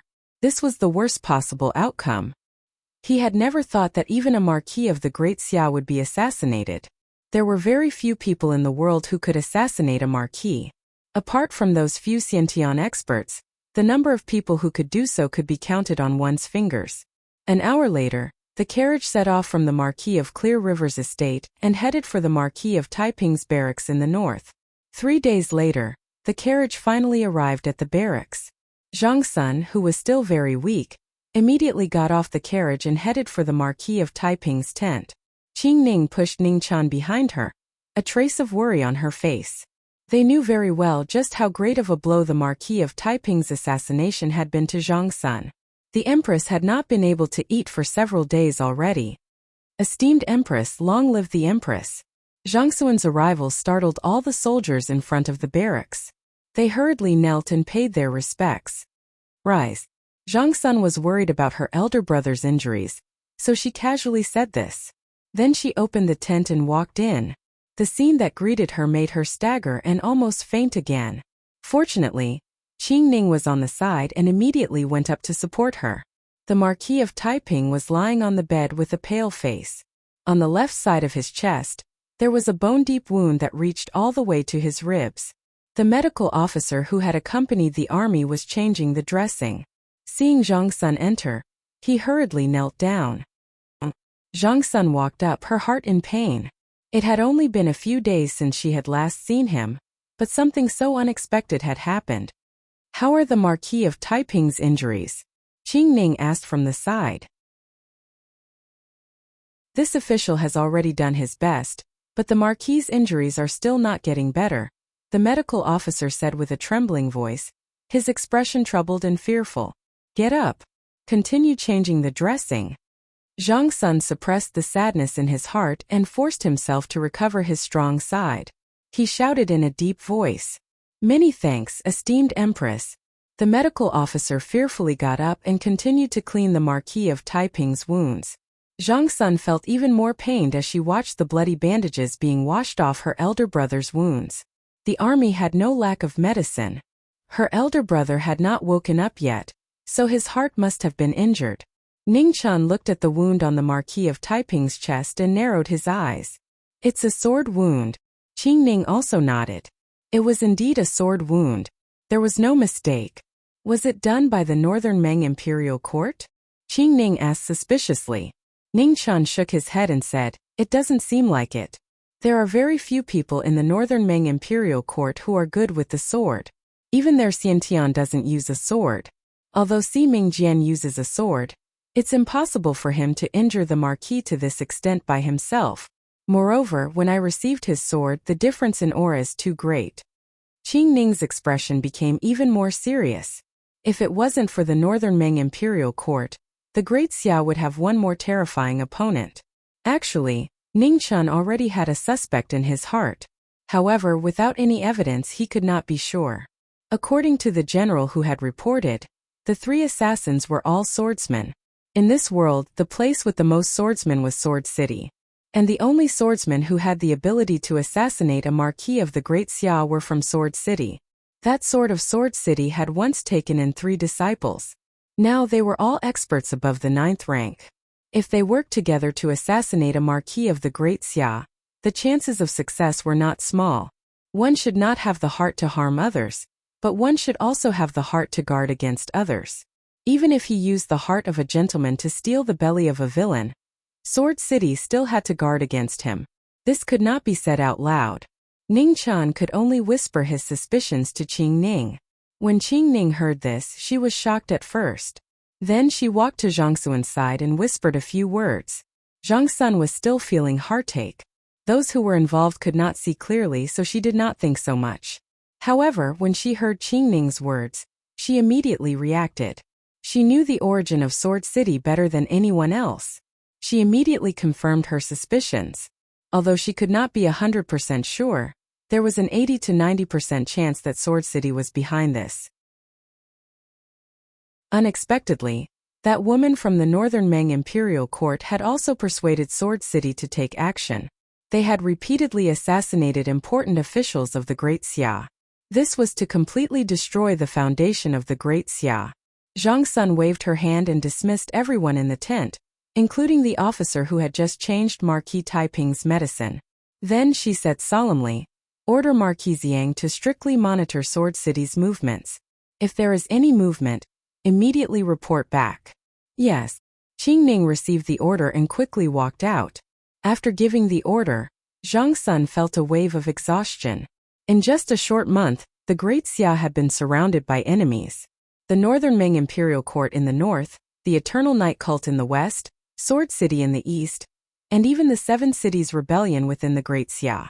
The only fortunate thing was that the Kingdom of True Extreme, which used to be the most arrogant, was much more well-behaved this time.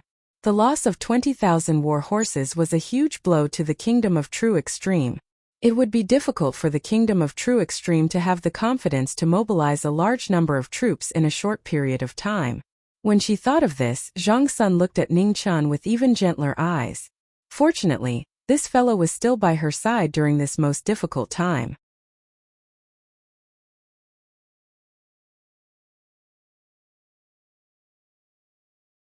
Just now, another spy confirmed this information. The old general replied. There was a trace of doubt in his words. Was there something wrong? What's wrong? Zhang Sun knew Ning Chen's personality. There had to be a reason for him to lose his composure. Someone might attack the camp tonight. Ning Chun said in a low voice. Impossible. The old general immediately denied. Even the fastest horse would take more than 2 hours to cover a distance of 200 miles. Before that, our spies would be able to send back the news. What if the spy doesn't know? Ning Chen asked. How is that possible? 300,000 is such an obvious target. Idiot. At this point, the old general was suddenly startled. His expression changed, and his entire body began to tremble. 300,000 was extremely obvious. It could even be said that it was impossible not to notice. However, on the other hand, if a few thousand soldiers were missing, no one would know.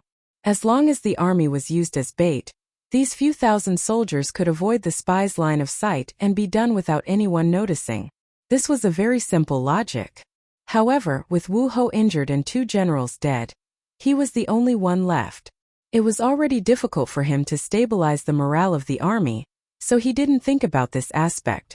Just a little bit more, and he would have become the sinner of Grand Xia. I'll send the order now. The entire army is to be on guard against a night attack, the old general said in a low voice. Wait. Ning Chun frowned and stopped the old general from leaving the camp. Little brother, what do you think? The old general stopped and asked politely. Just call him Ning Chun. He's just Hu Mengmeng. He doesn't have the qualifications for the old general to be so courteous, Zhang Sun interjected. Haha. Ning Chun rubbed his nose and said, What I want to say is that even if there really is a night attack, there won't be too many people. There's no need to make a big fuss and make the morale of the army nervous again. Hearing this, Zhang Sun nodded in agreement and said, "He's right. Now that the morale of the army has finally stabilized, it's not good to be overly nervous." The old general nodded, indicating that he understood, then left the camp to make arrangements. Nyang, the old general is too old.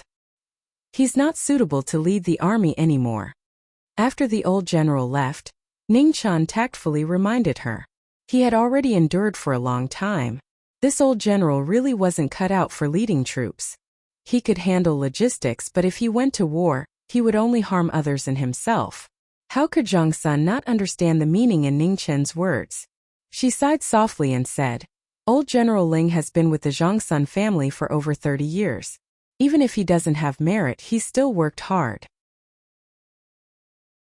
Once this war is over, this consort will make arrangements for him to enjoy his remaining years." Hearing Zhang Sun's words, Ningqian didn't continue talking about the old general. He asked Nyang, "Is there a general in the Marquis army that's worth promoting? If there's no other choice, we can transfer one from somewhere else. We can't keep going on like this. There's not enough time. Also, changing generals at the last minute is a big taboo. This consort will take care of this for now. Once this war is over, we'll choose a new general," Zhang Sun said gravely. "Can you do it?" Ningqian muttered softly. He was very doubtful. Slap. Qing Ning unrestrainedly slapped the former's head. This brat was becoming more and more impudent. When Yang followed the Marquis to the east and west, "You weren't even born yet," Qing Ning said unhappily. Ningqian was hit until it hurt, but he didn't dare resist. His mouth was cheap, so he deserved to be hit. Qing Ning was a die-hard fan of Zhang Sun's, so he didn't want to get hit again. "Ningqian, this consort knows that you have talent that normal people don't have, so this consort needs your help in this war." As she spoke, Zhang Sun actually stood up and took a step forward to bow with a solemn expression. Seeing this, Ningqian was so frightened that he almost fell out of his wheelchair. He quickly turned his wheelchair and moved away from Zhang Sun, avoiding this bow. "Nyang, in my hometown, being bowed to by an elder will shorten one's lifespan. You can't harm me." Ningqian smiled bitterly. Wasn't this just scaring him? He didn't have much of a burden and couldn't endure this kind of torment. On the side, Qing Ning also jumped in fright and said, Nyang, why are you still being so polite with him?" Zhang Sun's mood from the two's nervous actions also disappeared. She straightened her body and said calmly, "In any case, this consort has already said what needed to be said and done what needed to be done. If this consort finds out in the future that you still haven't done your best, be careful of your head. That's more like it." Hearing this, Ningqian and Qing Ning both inwardly sighed in relief. Zhang Sun's actions just now had truly frightened them. Suddenly Ningqian realized that he was a bit cheap. He wasn't used to hearing nice words, so he had to be hit and kicked to feel better. The main reason was that Zhang Sun's strength had left a shadow in his heart. If this happened, no one would be able to endure it. "Do you still have the jade pendant this consort gave you?" asked Zhang Sun. "Yes." Ningqian took it out. He had always kept it close to his body, afraid that if he lost it, Zhang Sun would chop off his head. "Be careful." Zhang Sun nodded and didn't say anything else. This was her keepsake, and also the keepsake of Zhang Sun's bloodline. It might be of great use at a critical moment. "Alright, you guys go back and rest. There's still a tough battle to fight tonight." Zhang Sun waved her hand and dismissed them. "Yes." Ningqian and Qing Ning bowed respectfully, then left. "Sister Qing Ning, what happened to Her Highness just now? She scared me to death." After leaving the tent, Ningqian still had lingering fears. Qing Ning sighed softly. Right now, Emperor Xia's fate is unknown. Great Xia is surrounded by enemies, and Marquis Taiping is seriously injured. The pressure on Her Highness right now is greater than anyone else's. She really wants to win this battle. After saying this, Qing Ning turned around and said with an incomparably solemn expression, "Ningqian, you must help Her Highness win this battle." "I will do my best," promised Ningqian seriously. The reason it was a promise and not a promise was because he knew how terrifying the military advisor of Northern Meng's imperial court 200 li away was. he didn't have the confidence to win against her, even if he was a transmigrator. Transmigrators weren't omnipotent, but that military advisor was almost omnipotent. It could be said that the current situation in Great Xia was basically caused by that woman called Fan Lingyue. Great Xia had been at peace for a very long time, and had been invincible for a very long time. That was until the appearance of this stunning woman, who forcibly raised the strength of Northern Ming's imperial court to a level where they could barely fight against Great Xia. It was very likely that the many hidden dangers in Great Xia had the shadow of this extraordinary woman. Otherwise, why would the Eternal Night Cult make a move as soon as Northern Ming's imperial court sent out their troops? Even Great Xia's territory was in chaos. In his opinion, the best way was to get rid of this woman as soon as possible. Otherwise, this battle would be too difficult for Great Xia to win. It was said that the times created heroes, but this saying didn't really apply to Northern Ming's military advisor, because this woman was so powerful that she could single-handedly create an era. Against such a person, he really didn't have the slightest confidence to win. At night, the moonlight descended. Ning Chen wrapped himself in thick clothes and sat on a high ground in front of the camp. He quietly looked into the distance, and his mouth would cough from time to time. Qing Ning accompanied him by his side. Whenever she saw him cough, her heart would always ache slightly. She knew very well that Ning Chen's injuries were far from healed. Otherwise, why would a cultivator need to wrap himself in such thick clothes at night? Gradually, Ning Chen's eyes narrowed slightly. His cultivation had already fallen between grade 4 and grade 5. Moreover, it was extremely unstable, sometimes high and sometimes low. This was only because his foundation was far superior to others that he was barely able to maintain a little bit of his cultivation. The current him only had the ability to shoot an arrow.